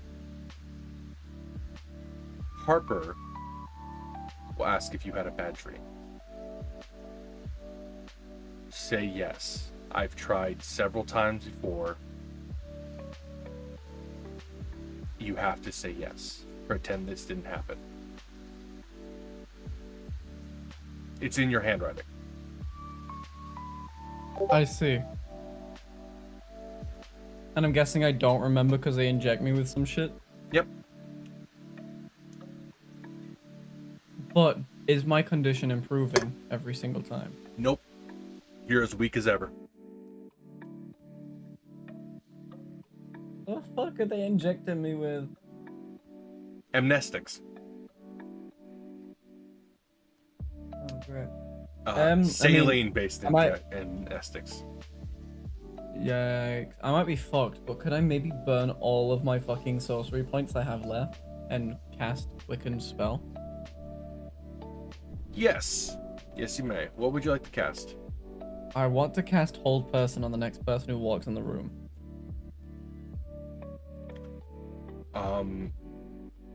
The next person that walks in the room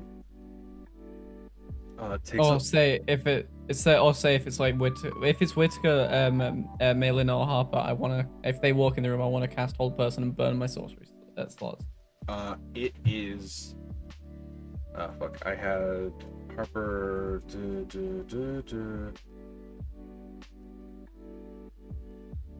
It would be Harper that walked in this time. Yeah, it would be Harper. Okay.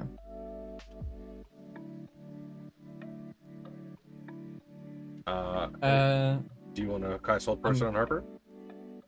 I'm gonna wait for her to close the door. Does she lock it? No, she doesn't. She walks in and sits down next to you and kind of debriefs you on your situation. She says that you have gone in. You appear to have gone into some type of. You went into some type of fugue state. We believe that you had been attacked by an anomaly that we did not detect. We don't know what happened. Do you have any information for us that we could use to assess this?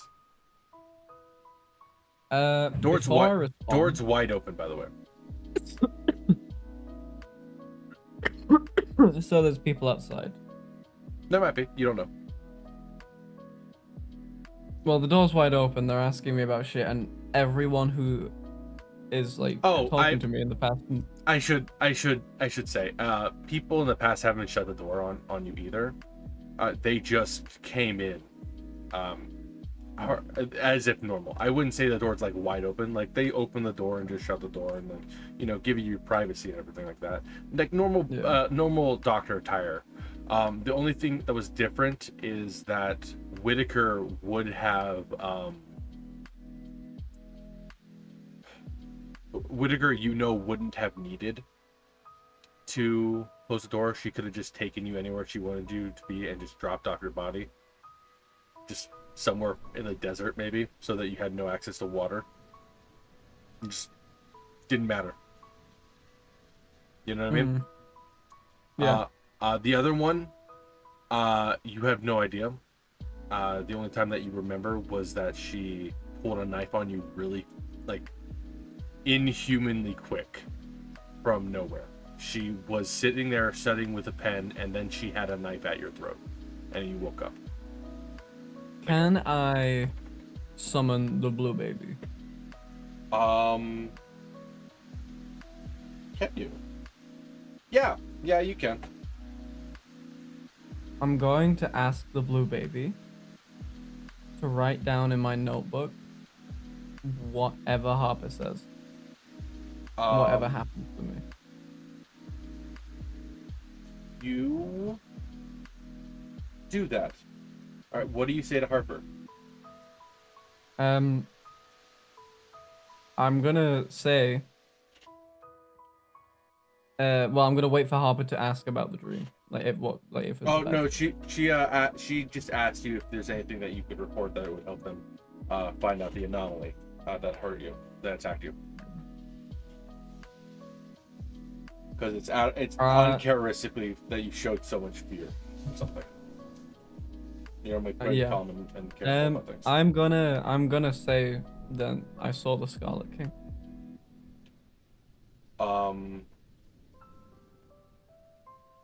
Harper puts down her pen. She looks you in the eyes and says, "Are you sure? I'm sure. This is you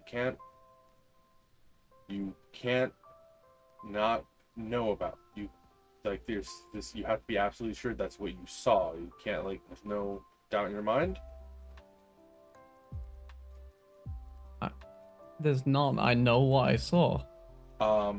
You feel a quick impact in the back of your head as she's jammed a needle into your skull. You wake up 3 minutes previously. I now pull out my book and check what was written down by the blue baby. There are 206 pages of that scenario going differently. All end with the same needle going into your skull.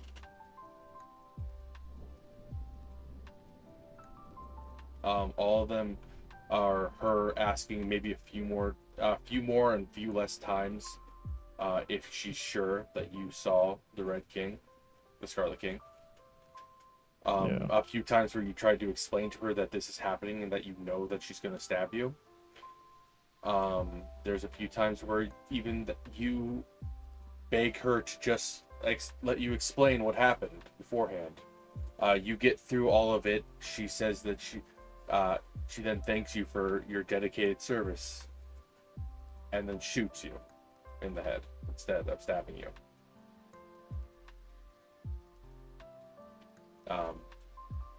Right. As you're reading through this, kind of horrified at the realization that every single person that that comes in this room is gonna kill you. Harper walks in one more time, and she sits down and says, "Well, we had an anomalous break-in, it appears, and you were attacked. We don't really know the situation going forward. We know... Oh, this time there is a discrepancy, though. You notice immediately. Lane Mine has disappeared as well. We don't know where she went. But we believe that she might have evacuated the facility. Maybe it happened near her. So anything that you can tell us would greatly assist us in this regard." Is there anything I can do about the door? No, she just shuts it like normal. Okay. I'm gonna cast Hold Person on her. Go ahead and roll me a... Oh no, I have to roll, don't I? What am I rolling against? Constitution? Or It's Wisdom save. Wisdom? That's not good for you. That is a 25. Well, that didn't work. Quick jab to the head, comes back. Same thing. Yeah. Okay. This time I'm gonna cast Shatter. That's a damaging spell, but okay, go for it. I don't care. You cast Shatter on her as she walks into the room. She freaks out and calls guards in to have you restrained, and puts you under again. I'm just trying scenarios now. If you can't tell, I'm a big fan of this time thing. Oh no, Time hey, here's the thing. It absolutely fucking works. This works out. This has been the only thing that worked out so well, because I figured that you would be really into this, or into like repeating scenarios, things like this. So this works for me. This absolutely works for me. Okay, this time around, I'm going to check my room for any form of water. There's your glass of water that's sitting there. It's just the glass. Yeah, but it has water in it, liquid, Yeah. actual water. I'm gonna drink the glass before anyone enters the room. Yeah, you feel good.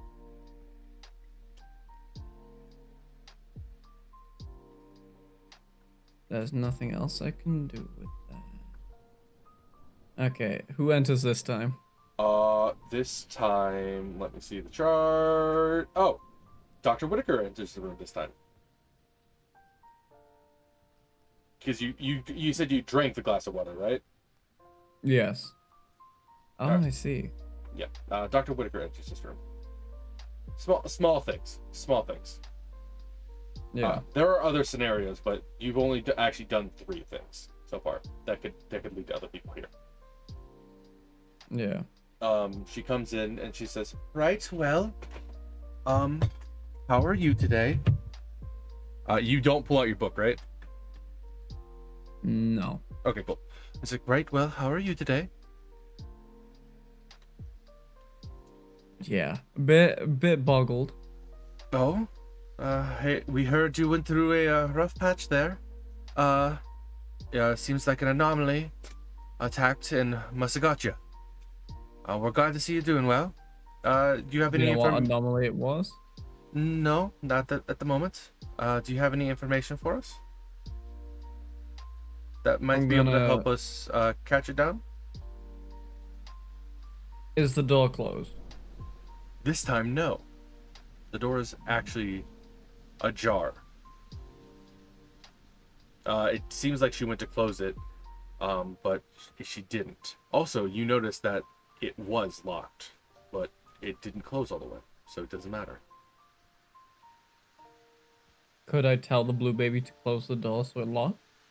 No, it's closed so that the bolts stopping it from locking. She just didn't notice it. She just didn't notice it. She's a bit ditzy. Okay. All right. Fuck, I'm a burn hold person again. Uh, that is a 4. It holds. She's held. She can't speak, move, or take action. I'm gonna stand up and like properly lock the door. All right, you do that. And I'm also going to check her for any form of amnestics or or needles or weapons. You find a syringe full of a greenish liquid in her pocket. Is it the same green liquid that's been stabbed into me before? Yep. Oh, yep. Right. I'm just gonna hold on to that. All right. And is there anything I can use to restrain her? You know for a fact that the second you drop that the whole person drops, she's going to gate out of here. She does not. Yeah. She does not need to move to do that. She can just be somewhere else. The only reason that she's held here is because you've basically anchored her to one point, and that's something she's really weak against. She had What could I roll to determine how much of this amnestic I can inject to disable her power but her still be able to talk? I'll just tell you, if you inject her with that, she's going down. Like, not even just a little drop? Yeah, it's powerful shit. They were planning on making you brain dead. Lovely. She didn't want to kill you. She was planning on just making you brain dead because she thought that would be a little better.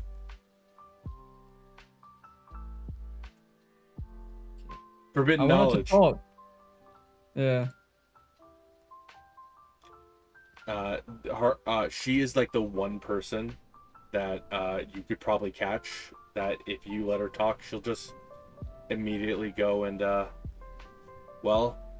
leave and get guards, tell everyone, and then you'll be on a run. Yeah. Is there anything? Oh, wait. Fuck it. I'm gonna put a paw print on her. Okay. And then I'm Yeah. Oh, what were you gonna say? No, that is a good idea. What is up? So yeah, so I'm gonna put the paw print on her, and then I'm going to say the phrase and rewind time 3 minutes. You say the phrase and rewind. Your paw print does not stay in that same time period though. Yeah. Who would you like to enter the room? I can tell you how these things go. Because there are more people that can come in, but you know. Well, I want to open my notebook and drink. I want to drink the water and open my notebook straight away. All right. Yeah. Okay. You do that. Is there anything new in my notebook? No new entries. Okay. Is the notebook still out before or after Dr. Whitaker walks in? It's Whitaker this time. I'd say before. All right. Do you want to put it away before she walks in? You can pretty much time it now. No, I'm gonna keep it out, but I'm gonna have hold person on the ready. All right. She comes in. She kind of looks at you. Rolling. Ooh. She does not lock the door, nor does she shut it. She kind of gently walks over and places her hand on yours. Can I grab her other hand with the syringe? You have the syringe. Oh, I have the syringe. What she? Oh. Yes, she reaches into her pocket and kind of stops for a moment. Missing something? She uses the gate spell. She's gone. Alarms goes off. I just say the phrase. No one's in the room to hear you. Oh shit, that's how that works. Okay. Yeah. I exit the room and find the nearest guard and then just say the phrase. Every time you've done it, the blue Wait. to begin with, the blue bayou was there to hear you say it. Yeah. So. I'm gonna find the nearest guard, take his gun, then say the phrase. Ooh, what kind of guard? Just any of the guards are outside the door. You do that, you do not get a gun. Sorry. You can make me an intelligence check on that if you'd like. Yes. I will. Roll me that die. Not one. Fucking, you have no idea. You're pretty sure that you had the gun. You must have let go of it when you said the phrase. Yep. Yep. Well, maybe guns. You know what? Guns. Actually, I'm just gonna say it. Guns don't work. Guns can't travel through time. How do I get Malin? You get Malin by pulling out the book but not drinking the water. Okay, so I pull out the book. I leave the water. Malin walks into the room. She's testing the equipment. She doesn't really speak to you though. I am going to drink the water.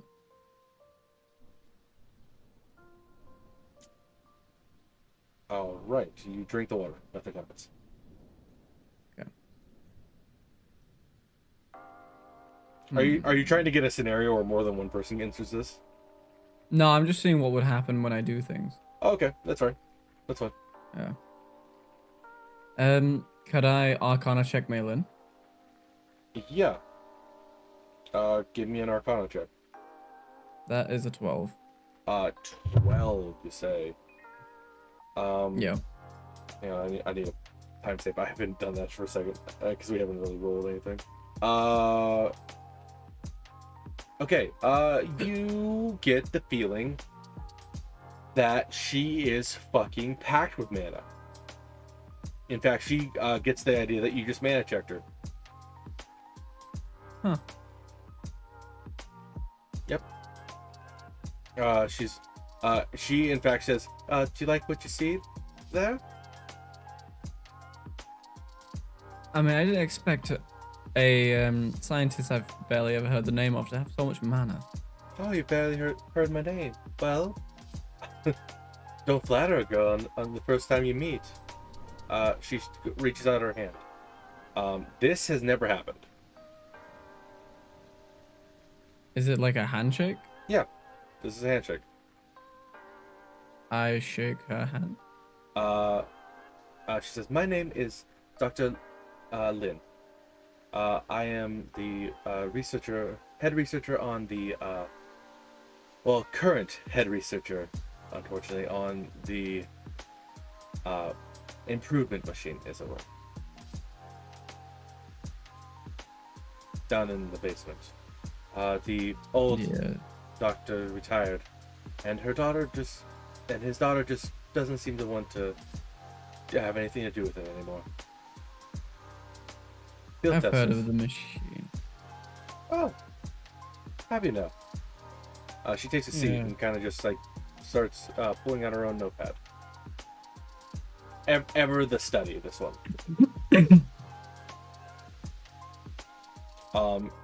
You remember in every iteration before, you've always tried to either hold person, catch them off guard, or do something of that nature to Malin. and she's always been one step ahead of you. And reforms to any sort of magical thing that you could do to her.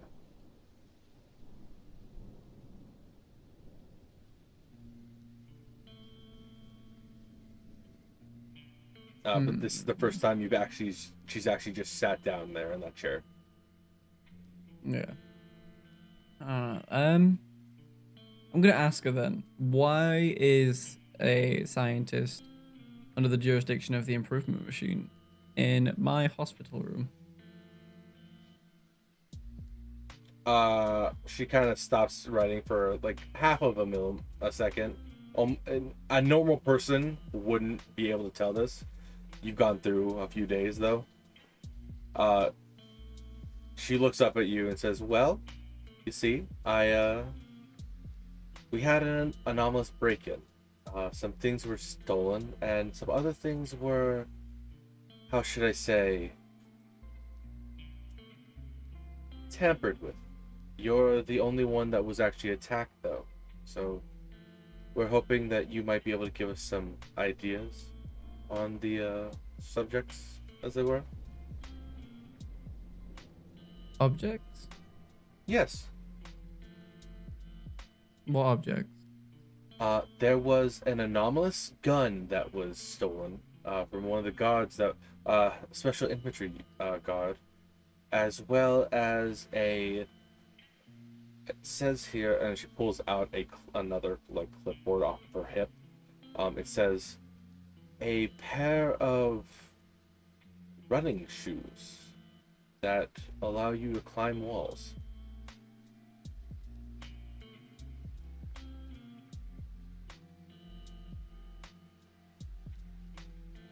I mean, the gun has technically been gone for a lot longer than It's recently. not. That's not your gun. That's not your gun. Oh, it's not my gun. Oh, okay. Yeah. No. Nobody knows about your gun. Okay. I don't know anything about those anomalous items. Oh, that's okay.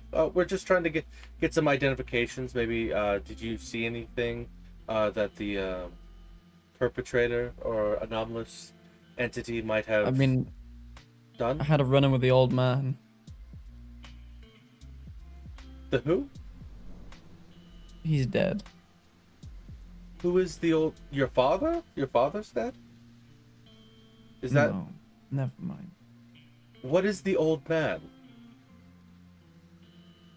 Probably erased from existence by the sounds of it. She kind of looks up at you inquisitively on that. Hey, please explain.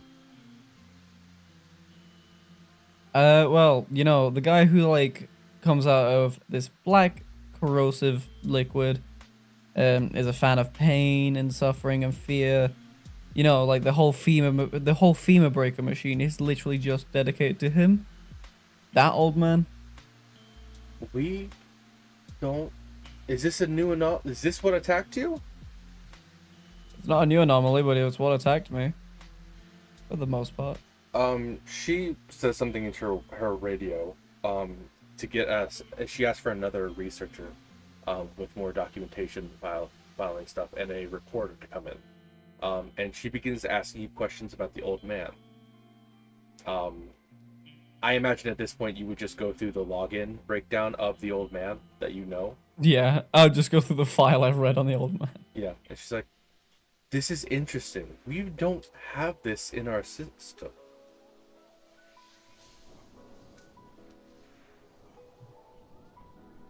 I can't imagine why. This seems like a very dangerous entity. Maybe Yeah, he was one of the most dangerous Keta class SCPs. By the sounds of it, he's dead, long gone.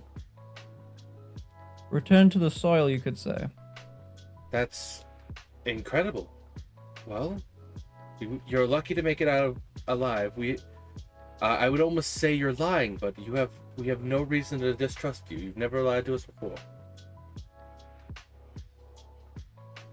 I can't say the same for you guys, though. Oh, come now. We keep secrets all the time. She kind of taps your hand. Make me an Arcana check. Okay. Please roll good. That's an 11. I did not roll good. Yeah, you don't know. You don't know. You don't feel anything. You didn't notice it. You you have just really hit it off with this person. Warning shot. Huh? I am resistant to magic. I have, you know, Oh, magical sleep. So I'm resistant to magical sleep. that's fine. Oh, sorry, immune to magical sleep. Not Yeah, resistant. yeah. Because you got that elf blood in you. You got that elf. You got that dog in you. No, but you're really kicking off with this person. You know, a lot of times beforehand, you just really just went into it immediately with them, just like, hey, Scarlet King, blah blah blah, and just like maybe it's more of a friendly approach with this person. You've been hitting off real well.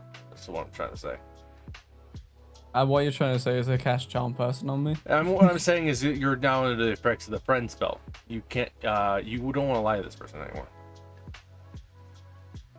I don't want to lie to the but okay, I see.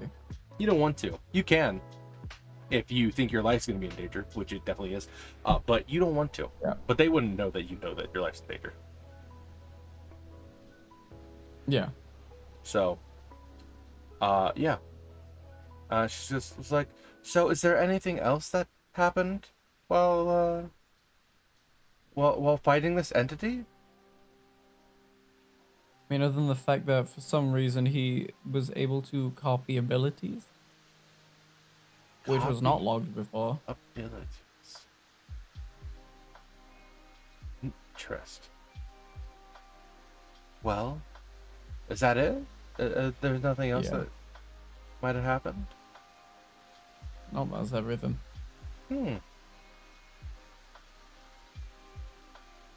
Well, you know what? You look like you could use another glass of water. We are thorough here at the Foundation on just getting information. I want you to remember that. It might take me a minute to go get that. And so, just, you know. As she gets up and she kind of leaves. You can, and a guard is posted outside your door. Just, it's the same guard that found you, so you know him by name. His name is Harold. And he's just standing there. He kind of looks around. He kind of like calls in. He's like, hey, xilra, how are you doing, bud? Beyond confused, I can't lie, Harold. Hey. This is a really confusing business. I wanted to be a math teacher.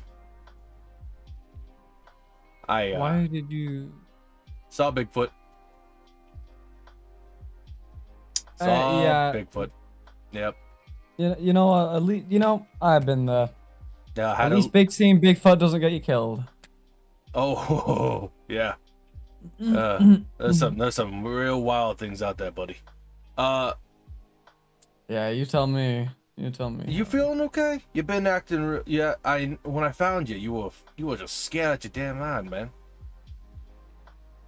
I mean, a run-in with the old man, if anyone remembers that name anymore.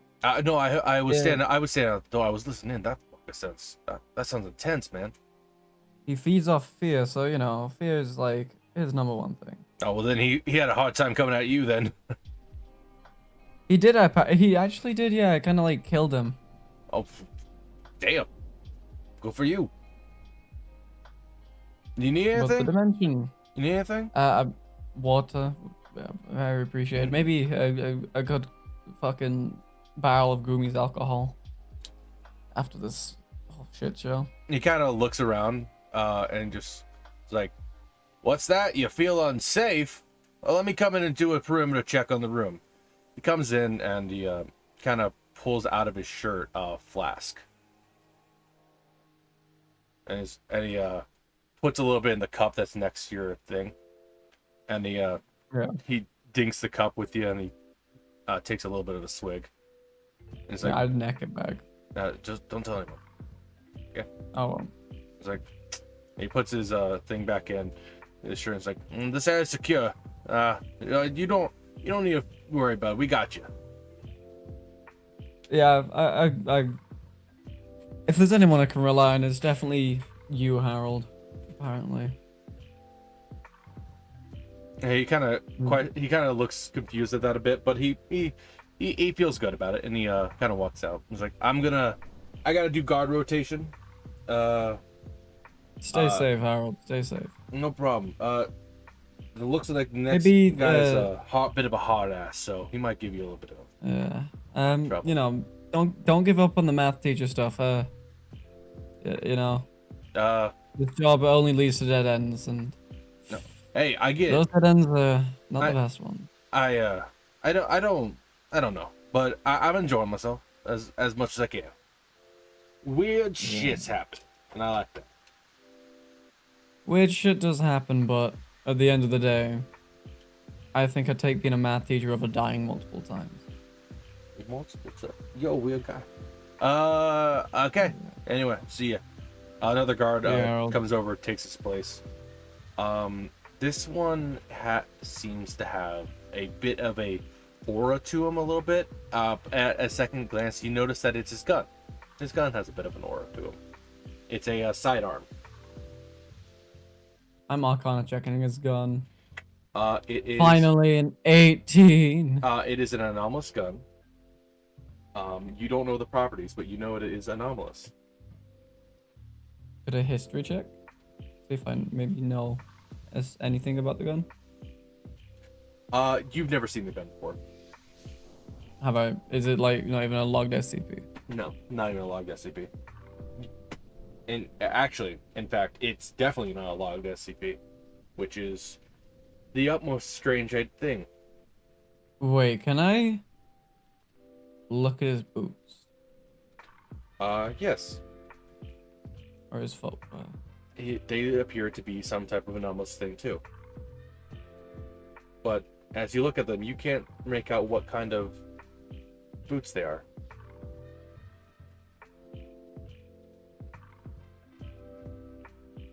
But they're definitely an SCP as well. That's odd. What's this god's name? This is Jerome. Hey, Jerome. Yeah. I've seen you around here before. Oh no, I've been on guard duty for a little bit here. Just try to stick to the rules, so I don't tend to go down to your guys' area. You guys are the talkative type. I don't mind doing that much. Yeah. I mean, I just noticed, you got some fancy equipment there. Oh, you got that? Yeah. These are walkie boots. That's what I call them. I'm not supposed to say that's their activation phrase. Actually, look, I can kind of step on the wall. He kind of does a hop up on the wall a little bit. He's like, they got an activation phrase, and it's kind of hard to turn them off afterwards. But yeah, it's pretty neat. I mean, if you don't mind me asking, how did you get them? They were issued to me, by I can't remember. That's weird. Right. Wait, what's your name?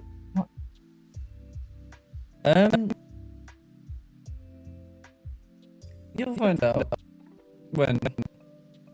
That's ominous and cryptic. What's I mean, keep it simple, just SCP-212. Yeah, that's right. That's right. Why am I? No. Do I have to physically place the plot print on someone, or can I just place it on them? You have to physically place a prop print on someone.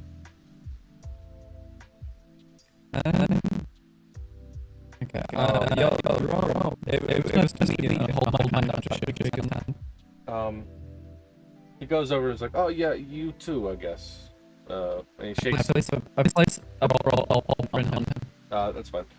He kind of, it's like, okay, weird guy. You notice he starts scratching at his hand a little bit when he doesn't notice it because he can't see it, but he like wipes it um, on his like a holster, and it gets on his gun. Lucky me, I guess. How long till the McLean person's back? They come back like half an hour later. You were under the friend spell. You know that now. Yeah. That kind of sets you off a little bit. You become angry because you were under the charm spell. You were under the friend spell. She comes back and is like, "Yep, that's about as long as it takes for you to realize what's happened, isn't it? Had to get approval to get you some water. Didn't realize it was going to be such a process, though. Thought I had more time to come back and like talk to you while you were under it. Sorry about that, I suppose. Just had to be thorough. It tends to be easier when people think of you as a friend."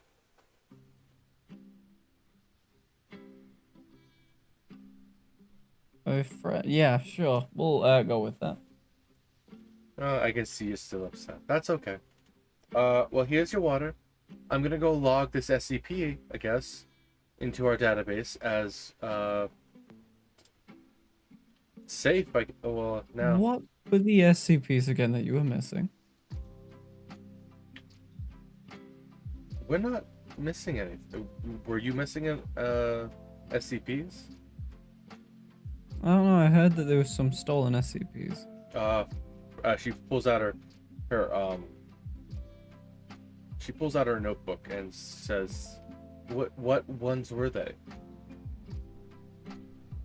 No, you were the one that told me I didn't really register it as I had just woken up. I've only been in your room to talk to you about what happened. You told me about the SCP that you encountered, and then I left to go get you more water. I never told you about any of that. Anything that was stolen. You told me about how you worked at the oh fuck, what was the machine called again? You said the improvement machine 914. Yeah. You told me about 914.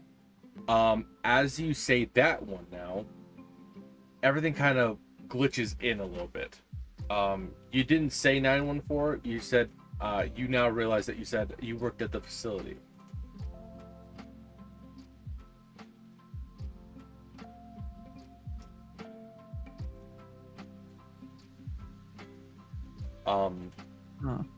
Make me a history check.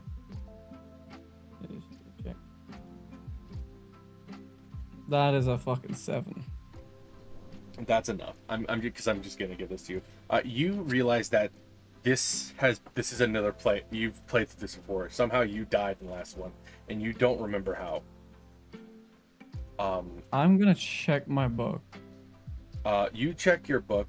She's writing something down on her, so she doesn't actually notice. It says the following: Lynn came back with the water, and I confessed. She came back with the water early, and I confessed about the Scarlet King. She didn't immediately kill me this time, as she, for some reason, wanted more information. I then proceeded to give it to her, and I was stabbed. I was then stabbed again by Dr. Whitaker when she saw the book in my hand. Right, I put the book away. Before you do, there is another page. Oh, I look at the other page then. It says escape route. Oh. There are 3 X's on it. You notice that one of them has a little blue paw print on it, and it is where the a military locker inside the facility. Oh my fucking god, Zot. Hell fucking yes. It's a good thing that guy wiped the gun, the paw print on that gun. because paw prints don't stay on things that are anomalous through time warps. Yeah.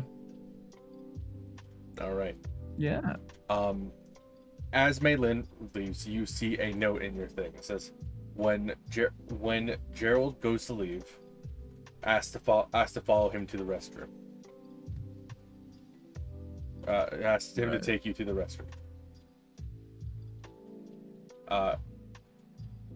I'll kind of give you a little bit, a couple hints here and there, because I don't want to just lead you out of your own escape heist. But that's the first hint. Perfect. Thank you. Gerald's like, "Hey, we're on guard rotation. The next guy up is Jerome called in sick today for some reason. Stomach flu. That's weird. Normally healthy guy. Next person is Kyle that comes through here. So it looks like Kyle will be in here. He's a bit of a doof, so you should have an easy time with him. Might play cards with you, something. But I gotta get going. Before you go, do you think you could just quickly just escort me to the restroom? Oh yeah, sure, man. I got you. You go, and he's like, "Ah, man, you're not dressed. Here, take this." And he takes out a military bag, and it's a pair of brown pants. It's just some normal pants. And here's some sandals for you. Yeah, I put them on. All right, so you don't have to. Well, I look at them for a second. Hmm? I look at them for a second, thinking, aren't these a little bit familiar? Give me a history check.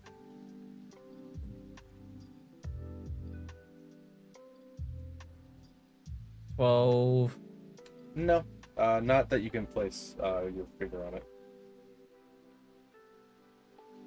Okay, but like out of like the fact that Yeah. out of rolls and everything, is it the fucking same pants the old man was wearing? I'm not telling. Motherfucker, you motherfucker. I'm not telling you.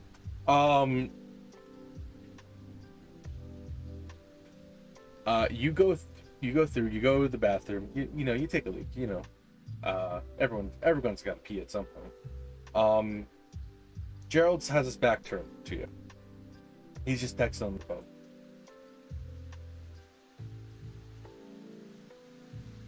There are notes in your escape plan about different things, but I want you to make your own decisions here on how you're gonna get out. I'll guide you when you make decisions, but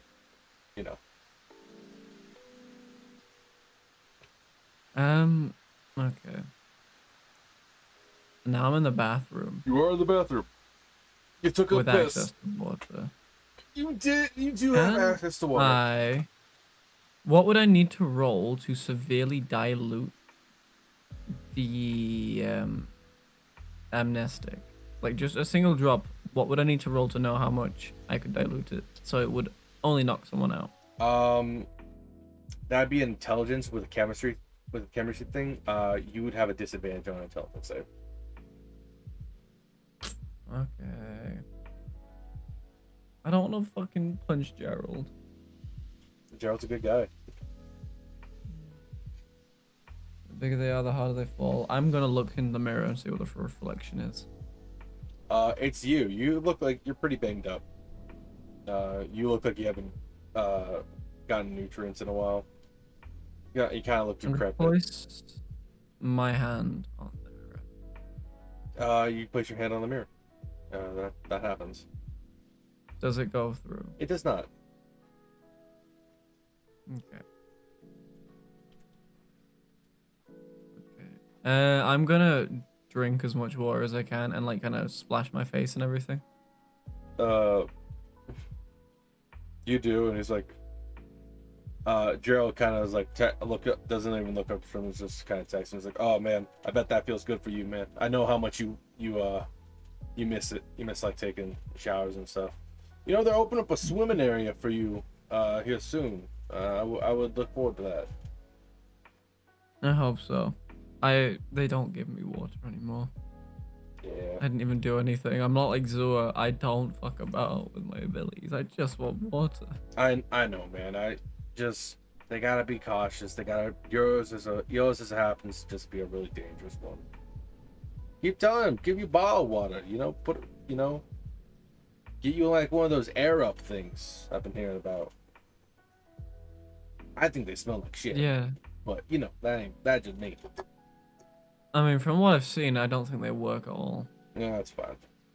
The missus says that they work, and that's just what I gotta go on. I don't like them.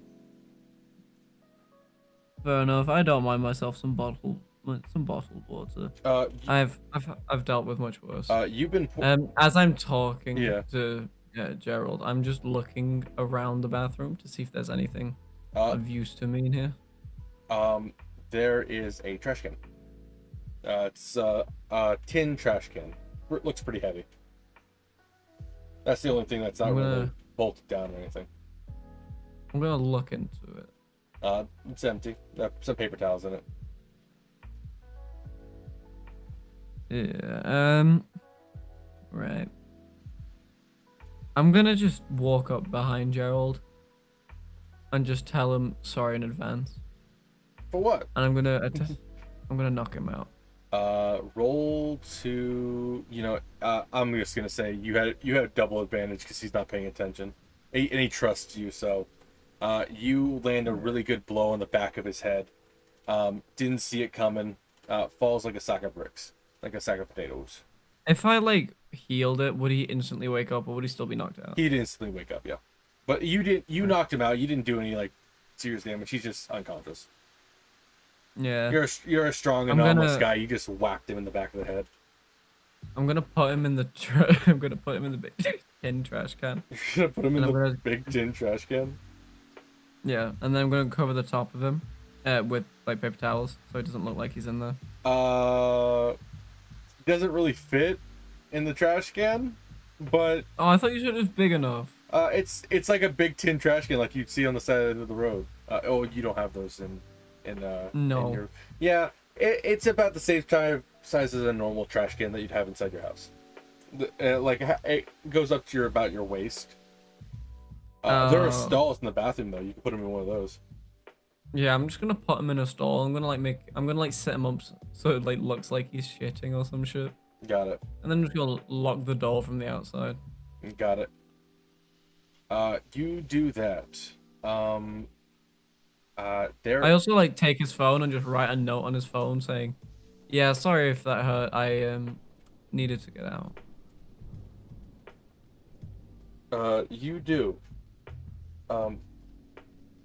You go and there is an escape plan that shows you a path that you need to go to the armory area. I'm gonna very cautiously just start taking that path. You know how to get there because not only this path but also the Blue's Clues. It'll lead the way to you for it. Yeah. In there you see Jerome's locker. It has a lock on it, but you just kind of knock it out with your fist. Again, very strong person. And as you do, you are able to grab the gun and the boots that allow you to climb walls. As well in there, there is a vest, a bulletproof vest, and a helmet. I'm gonna grab all of those items. Okay, you have a helmet on, bulletproof vest, and you're currently wearing a gown, like a gown. So you have a bulletproof vest on. Yeah, well, I've got the brown pants as well, haven't I? Yeah. I'm gonna take the gown off because it's fucking annoying me. All right. You are currently wearing a bulletproof vest and the gown, or not the and the helmet. Is there any like just say t-shirts or like uniforms that are just laying around? Nope. It looks like they take their uniforms home. He had his firearm stashed in there and his boots. Everyone has boots, but these are specifically anomalous because he is a higher ranked official. He is a higher ranked soldier. Yeah. Okay. So yeah, I look at my book and see the next step of the plan. There is area that leads to Dr. Whitaker's office. Ah. Do I know about the gun's anomalous properties? No, you don't know what the anomalous property is, but you know that it is a gun that has anomalous properties. Right. Okay. Uh, okay, I'm just gonna follow through with the plan and start making my way. You make your way to Dr. Whitaker's office. Her back is turned to you at right now, as she is currently working on a report. She is reading over the report that you gave on the old man. Okay. And Whitaker is it Harper? Harper's the one with the gate. No, Whitaker's the one with the gate. Okay. I'm going to cast Hold Person on her. It works automatically. She's really susceptible to that spell. I am now going to use her computer to see if I can look up any of the properties of the gun that I have. You type in pistol, anomalous, different things. You get 3 of what they could be. They all look about the same. One is a gun that shoots spiders, and like silk string from it. One is a quote unquote prop gun, shoots random items that you can find around an office. And the other one is one that shoots you and turns that area into stitching, like fabric stitching.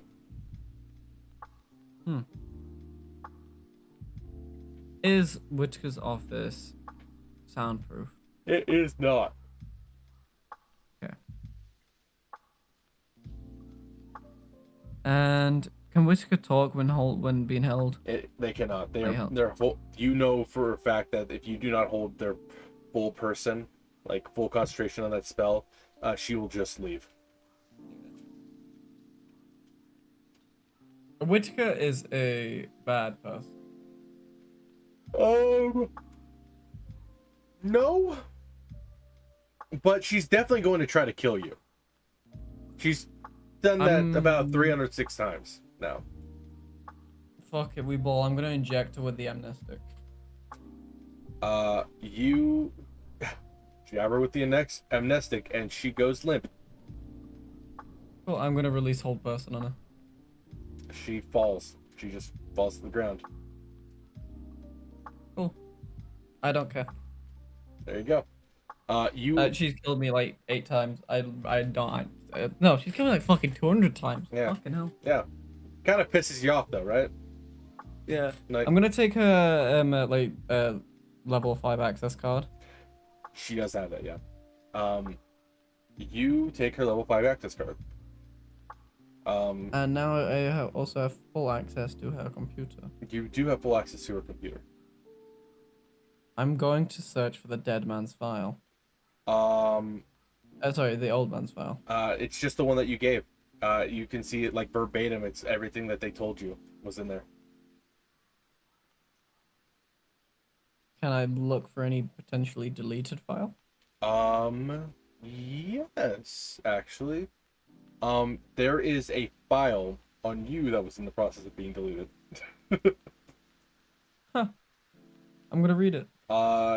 It talks about your connection to the Red Pool, which you didn't think you told anybody about, but they have it.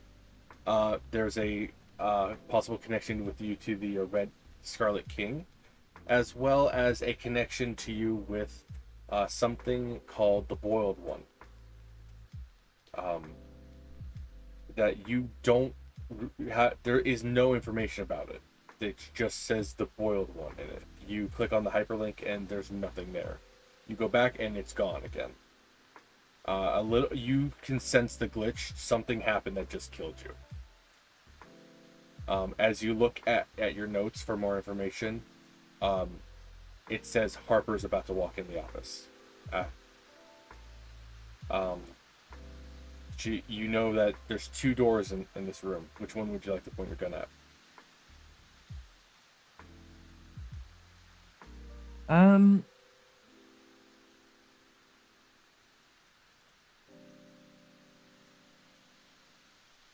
This is really fucking difficult. It's fine. No, to be honest. Oh, knowing your ass though, even if I die, I'm just gonna fucking. It's gonna be the other door. Yeah. If I point at this fucking. You know, Oh god. here's the thing. You can get back to this point really easily. I'll just say you auto do it, even if you don't pick the right one. Yeah. I'm going to aim at the main door. You feel a glitch happen, and you point your gun at the other door as you realize that door was not the right one. For fuck's sakes. There's a door that connects their offices together, which I know. Makes sense. Harper walks in and says, "Whitaker, I don't know why you." I shoot her directly in the head with the gun. A chair flies out, hitting her in the head, killing her instantly. That's great. It's a prop gun. A loud pop goes off. This does alert a guard, but the door is locked, so they can't get in now. Which makes sense. How would she enter the room if the door was locked to begin with? But you know, things happen.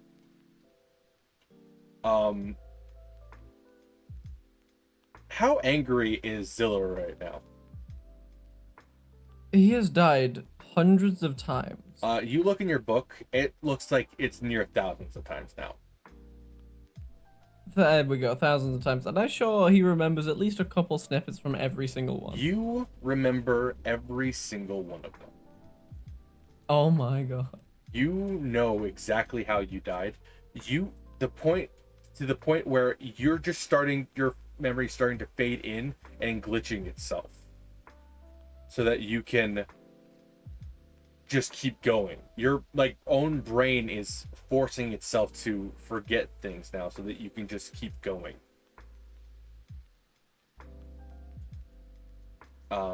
There's a note. I'm gonna search. Oh, what's the note? What's the note?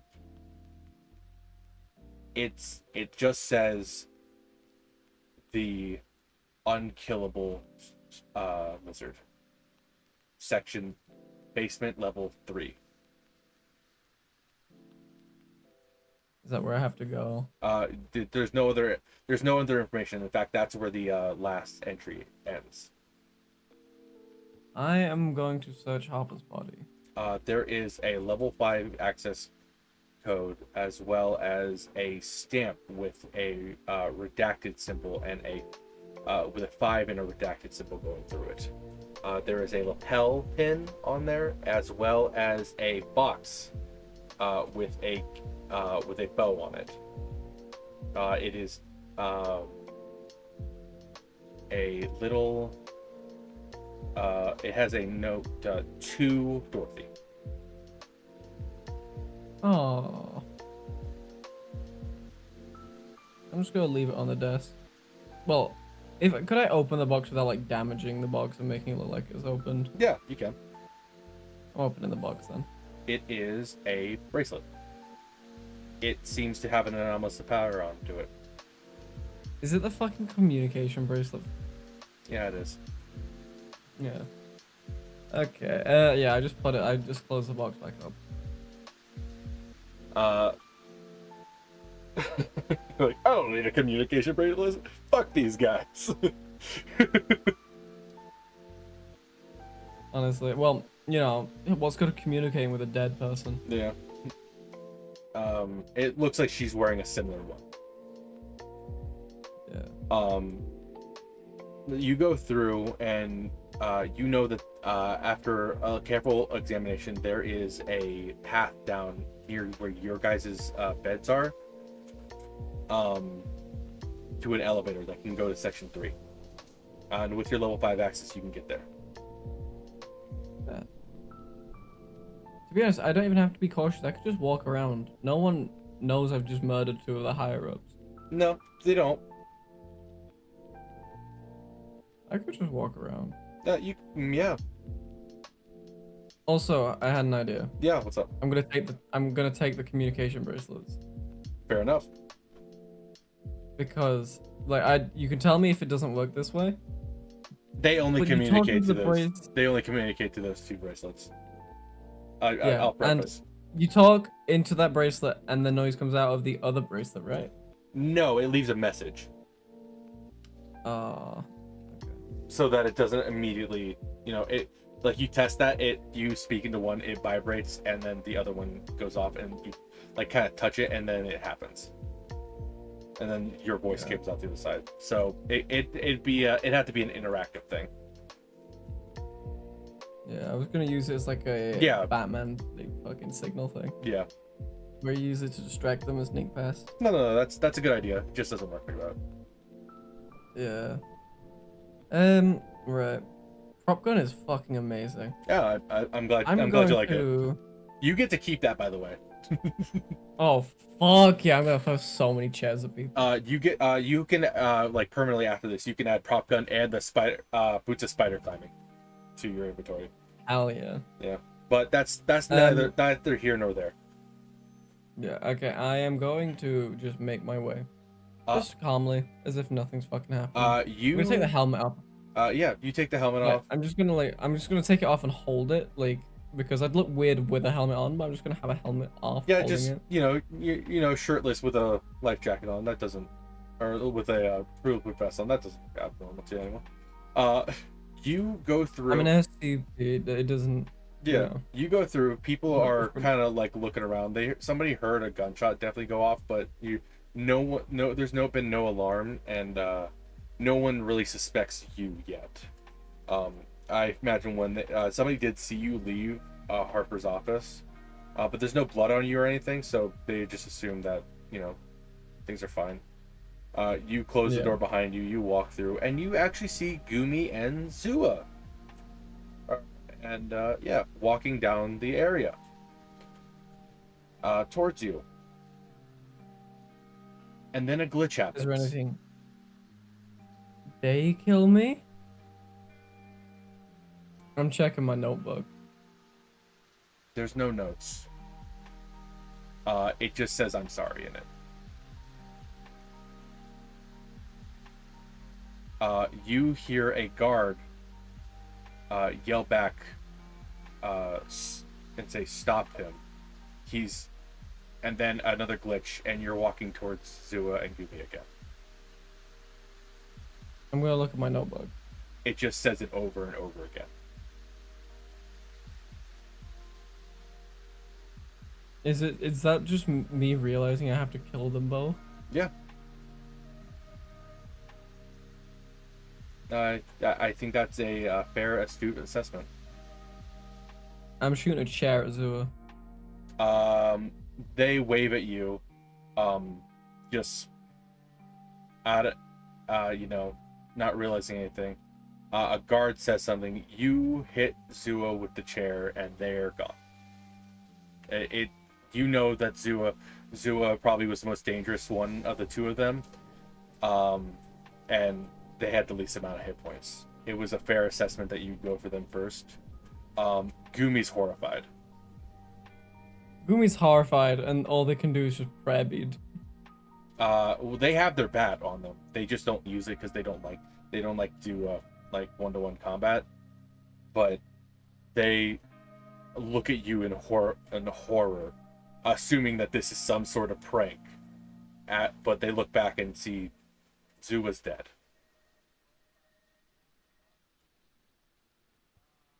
I'm gonna cast Hold Person at level 2 on Gumi. They don't have the ability to really react to this. As they are held, stuck in place. And I'm just gonna walk past him with the most painful expression. You do. Absolutely. Out of the other side of the facility, down the hall, you hear Dorothy screaming at you. I'm jumping onto the ceiling with the boots and running to the elevator. You are transported 3 minutes into the past. Oh, I checked my fucking notebook.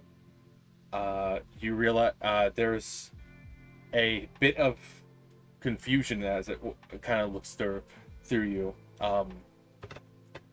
It seems like you've tried to reason your way with them so many times that at this point you are angry enough to just say fuck it. And it's like I wanted to be sorry. And that it devolves into they deserved it. I'm going to look behind me and see if Dorothy's there. Dorothy's about to walk into Harper's office. Dorothy's made of ink, right? Dorothy is made of ink. Ice knife. You shoot. She's Zua and Gumi are looking at you and just waving and talking to each other. You shoot an ice knife and kill Dorothy instantly. You know exactly what to do here. That's your companion. You know their exact weak points, their strengths, everything. I've literally turned into the fucking Punisher and I'm loving this. Not bad. Chair moment to Zua's face for like the 800. Gumi, it goes from, she just saw you kill 2 people. She doesn't know what's wrong with you. She pulls out her prayer beads and her bat, and just looks stunned and horrified. Once again, hold person. She's stuck. She doesn't know what to do. And I literally just slit her neck. She drops. Old person can't be held on dead people. Yep. And I just walk off. Alarms start to go as you walk into the elevator down to level 3. You go through. There's 2 things on this floor. There's only 2 things. There is a bat that has the hard to kill reptile in it, and next to it, a nuke. Huh. Interesting. It's not as if the nuke will kill you. Oh. I said that to the lizard, by the way. I know that thing can talk. It can, but it's currently being bathed in acid right now, so can't really do anything about it. It doesn't have vocal cords. It's moving around there, but it doesn't have vocal cords. Message. Fuck it. Message. That's 2 ways, isn't it? It doesn't respond until a little bit later.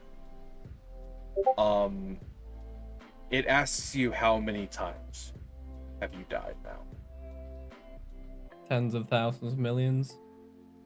More than that. More than that now. I've lost count. It took you a long time to get to the point where you were just ready to kill your friends.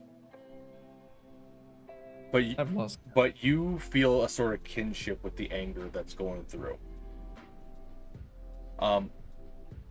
And unfortunately, you also feel it's the pleasure that it gets from killing things. And you start to realize that you felt way too good in these last moments, doing everything. I guess I'm now same status as my label. You look over and it requires 2 cards, 2 level 5 access keys to turn on that nuke.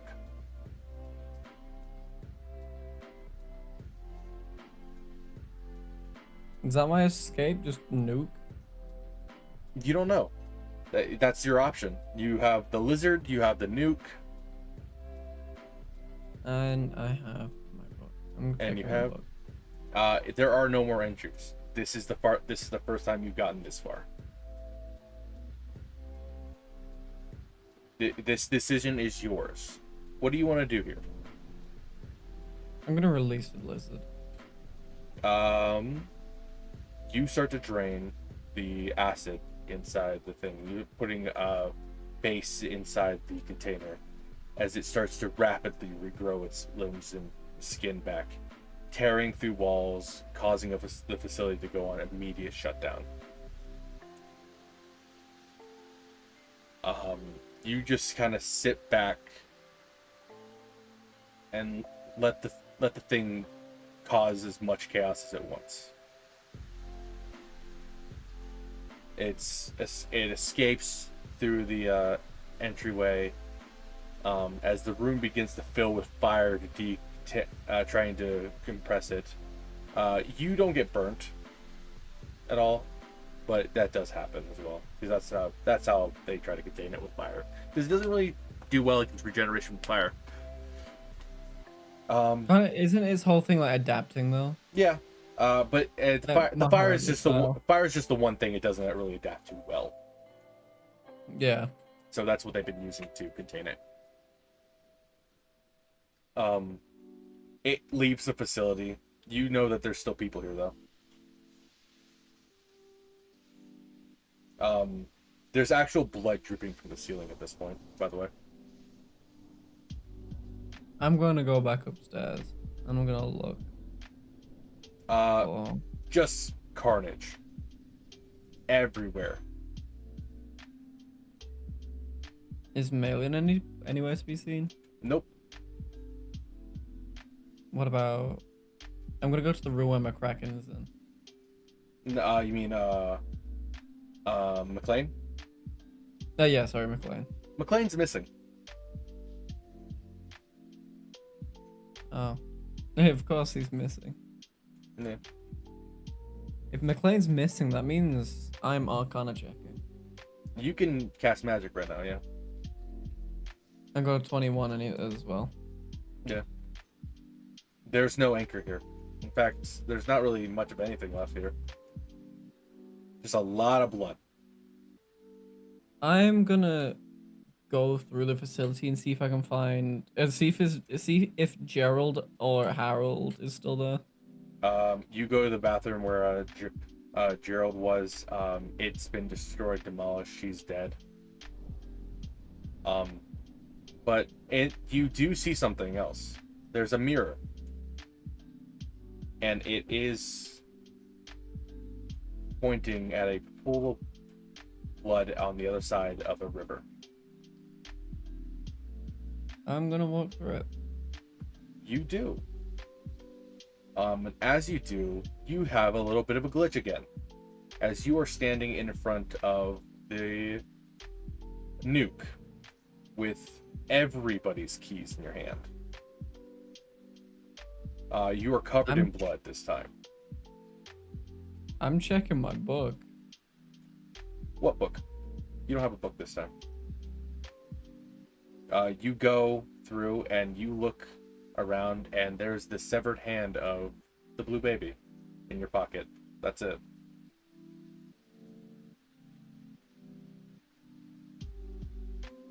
Do I remember? No, this one you don't remember. You are angry and you want to cause as much chaos as possible. And from what it looks like, what you have on like little scraps of paper in your pocket that you've kept with you here and there, the blast radius of this nuke would cause all of New York to go under. Yeah, fuck it. I set the nuke off and cast Watery Sphere on myself, see if I survive. Dude, I cannot write this fucking better. I was gonna say you do that anyway, but hey.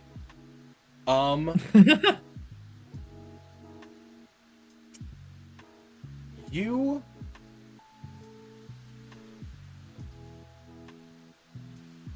The nuke goes off. Just instantly. You're watery sphered. Sand from the outlying bunker area hits your thing and kind of collects around in your water as you are kind of pressurized inside the dome sphere, protected from the nuke. Your skin is kind of fucking singed and burnt the shit out of as you are just bouncing and catapulting into the bloody ruins that were. You fall into the next dimension on your own. You look down and you are feel your body being pulled into the earth as your body is elongated, compressed, and stretched all throughout the world of the red pool. It is your head is being compressed and flattened, and you look down at all these different versions of you. And I gotta ask, do you want to nuke this world too? Yeah. You begin to stare at them, and they all either stare back at you or begin to burn, cutting off like different pieces of their flesh and trying to get away. Only a few remain, and they duke it out for supremacy as one of them leaves to get away from you. You feel your head, it's fucking killing you, dude. You just want this to end. You're so tired of it. And you're hoping maybe this will be the last one. As another version of you, a younger one, comes in, being pulled in by a burnt up piece of bullshit that was just here. And you go and reach out for them. And you can't get them. It's just they're covered in water at the moment, so your arms just kind of sloth off because you're no longer connected to that form, really.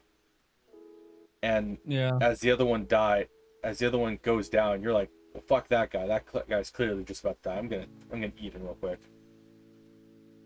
And you do. Your body becomes a tree. And he becomes a tree, yeah. And so you slowly go and grab the other one. And it lets you pick it up. And you can't really remember why this seems familiar. But it won't look you in the eyes. It's almost as if it's ashamed of you. And you know what? At this moment, you're kind of ashamed of yourself. Letting it get this far. And you go... And while it's wrapped around you, you see the notebook. And you write in there on one of the pages in blood something. As it clearly the person that you just picked up sees something in the water. You kind of visage your eyes over, and you notice it's a remnant of the gun that was in the water still with you. As it cuts and lets the water spill out, you fall and decay away. Zua, you wake up again, one more time, in the hospital bed.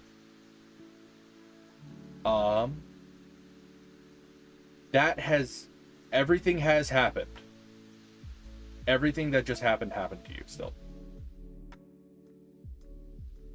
But it feels like the worst fever dream you've ever had.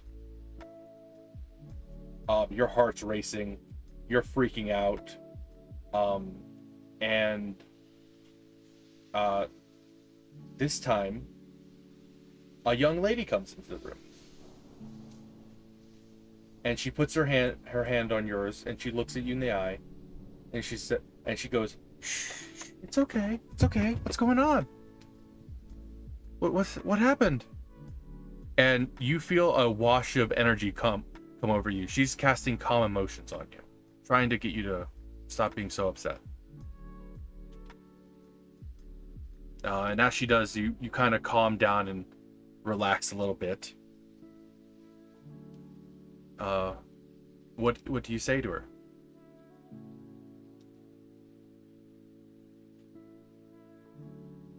I turn to her and just ask, was any of it real? She looks at you and she says, I don't really know.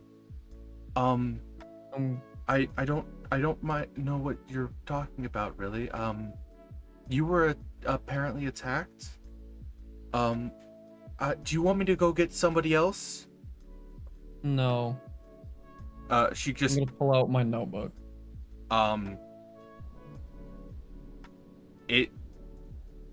You look in the notebook as there are no more pages that have any of that other previous information on it. As there is one word written in blood on it. And it says, Felicity.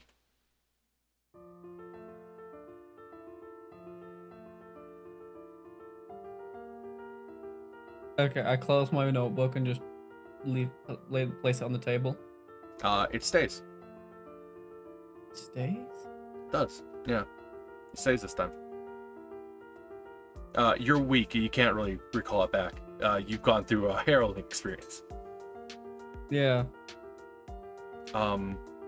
You look over at this girl's name tag, and it does in fact say Felicity Hope. It's like, and she looks down at you and says, "Were you having a bad dream? You just woke up and was very startled."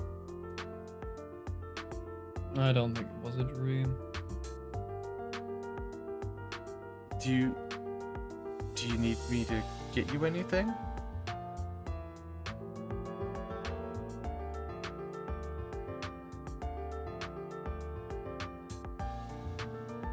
Apparently, Your writing is so fucking good. Jesus fucking Christ.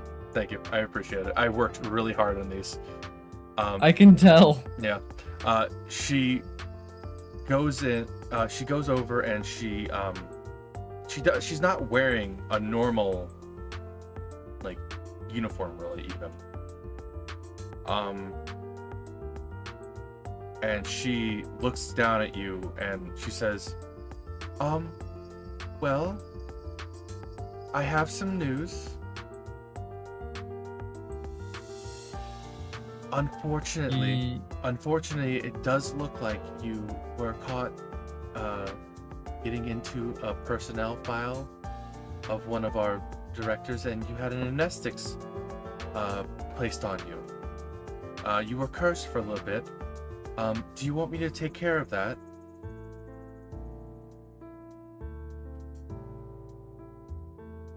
In what way will you take care of it? I'm just gonna remove the curse for you. That's it.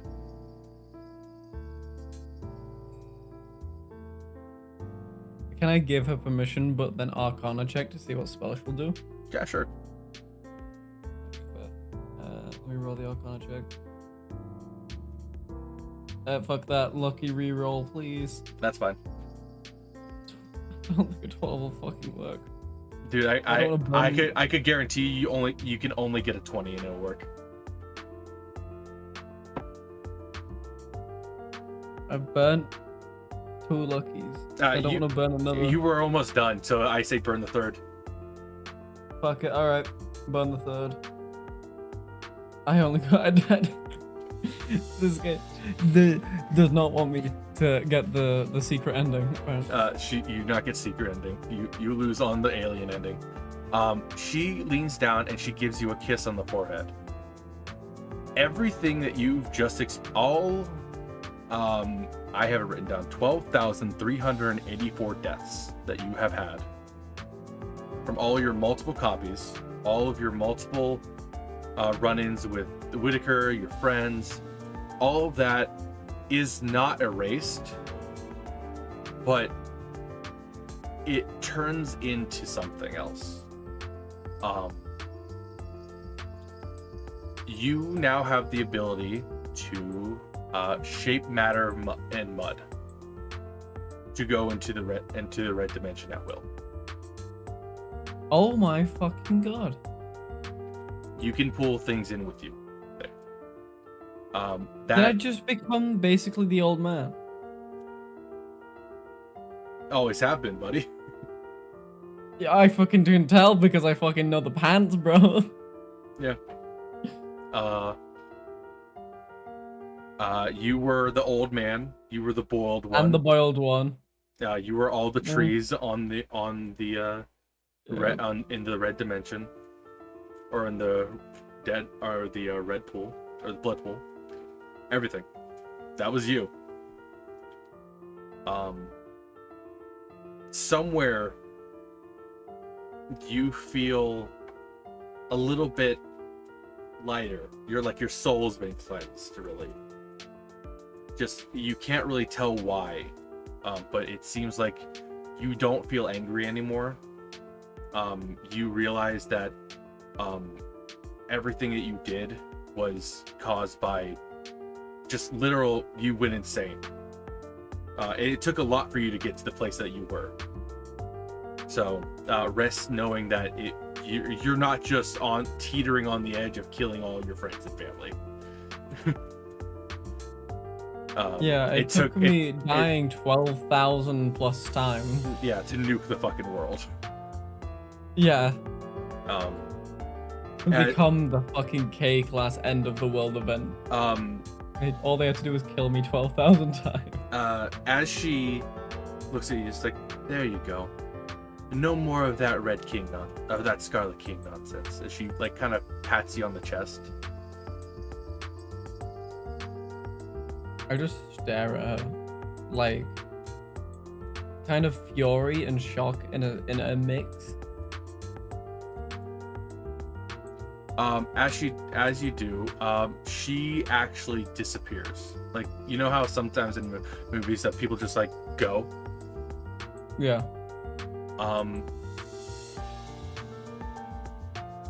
There is a moment where you don't actually believe she was there. And then Harper walks in and asks you for the details of what happened. You remember back a while ago that there was a way out of this that you didn't take because you wanted to explore all entries to this. Do you remember what it was? Nothing happened.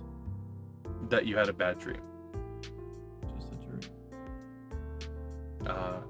You tell Harper that it was just a dream, and you are suddenly filled with a bunch of guilt as you kind of, I'm gonna make a character decision. You cry a little bit, you know, like a bitch.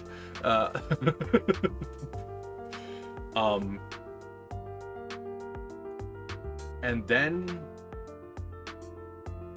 we cut back to the ending. Your ending, Zilla. Yeah. You have xilra. Pardon me. Xilra, you have your ice sword and your fire sword around your neck.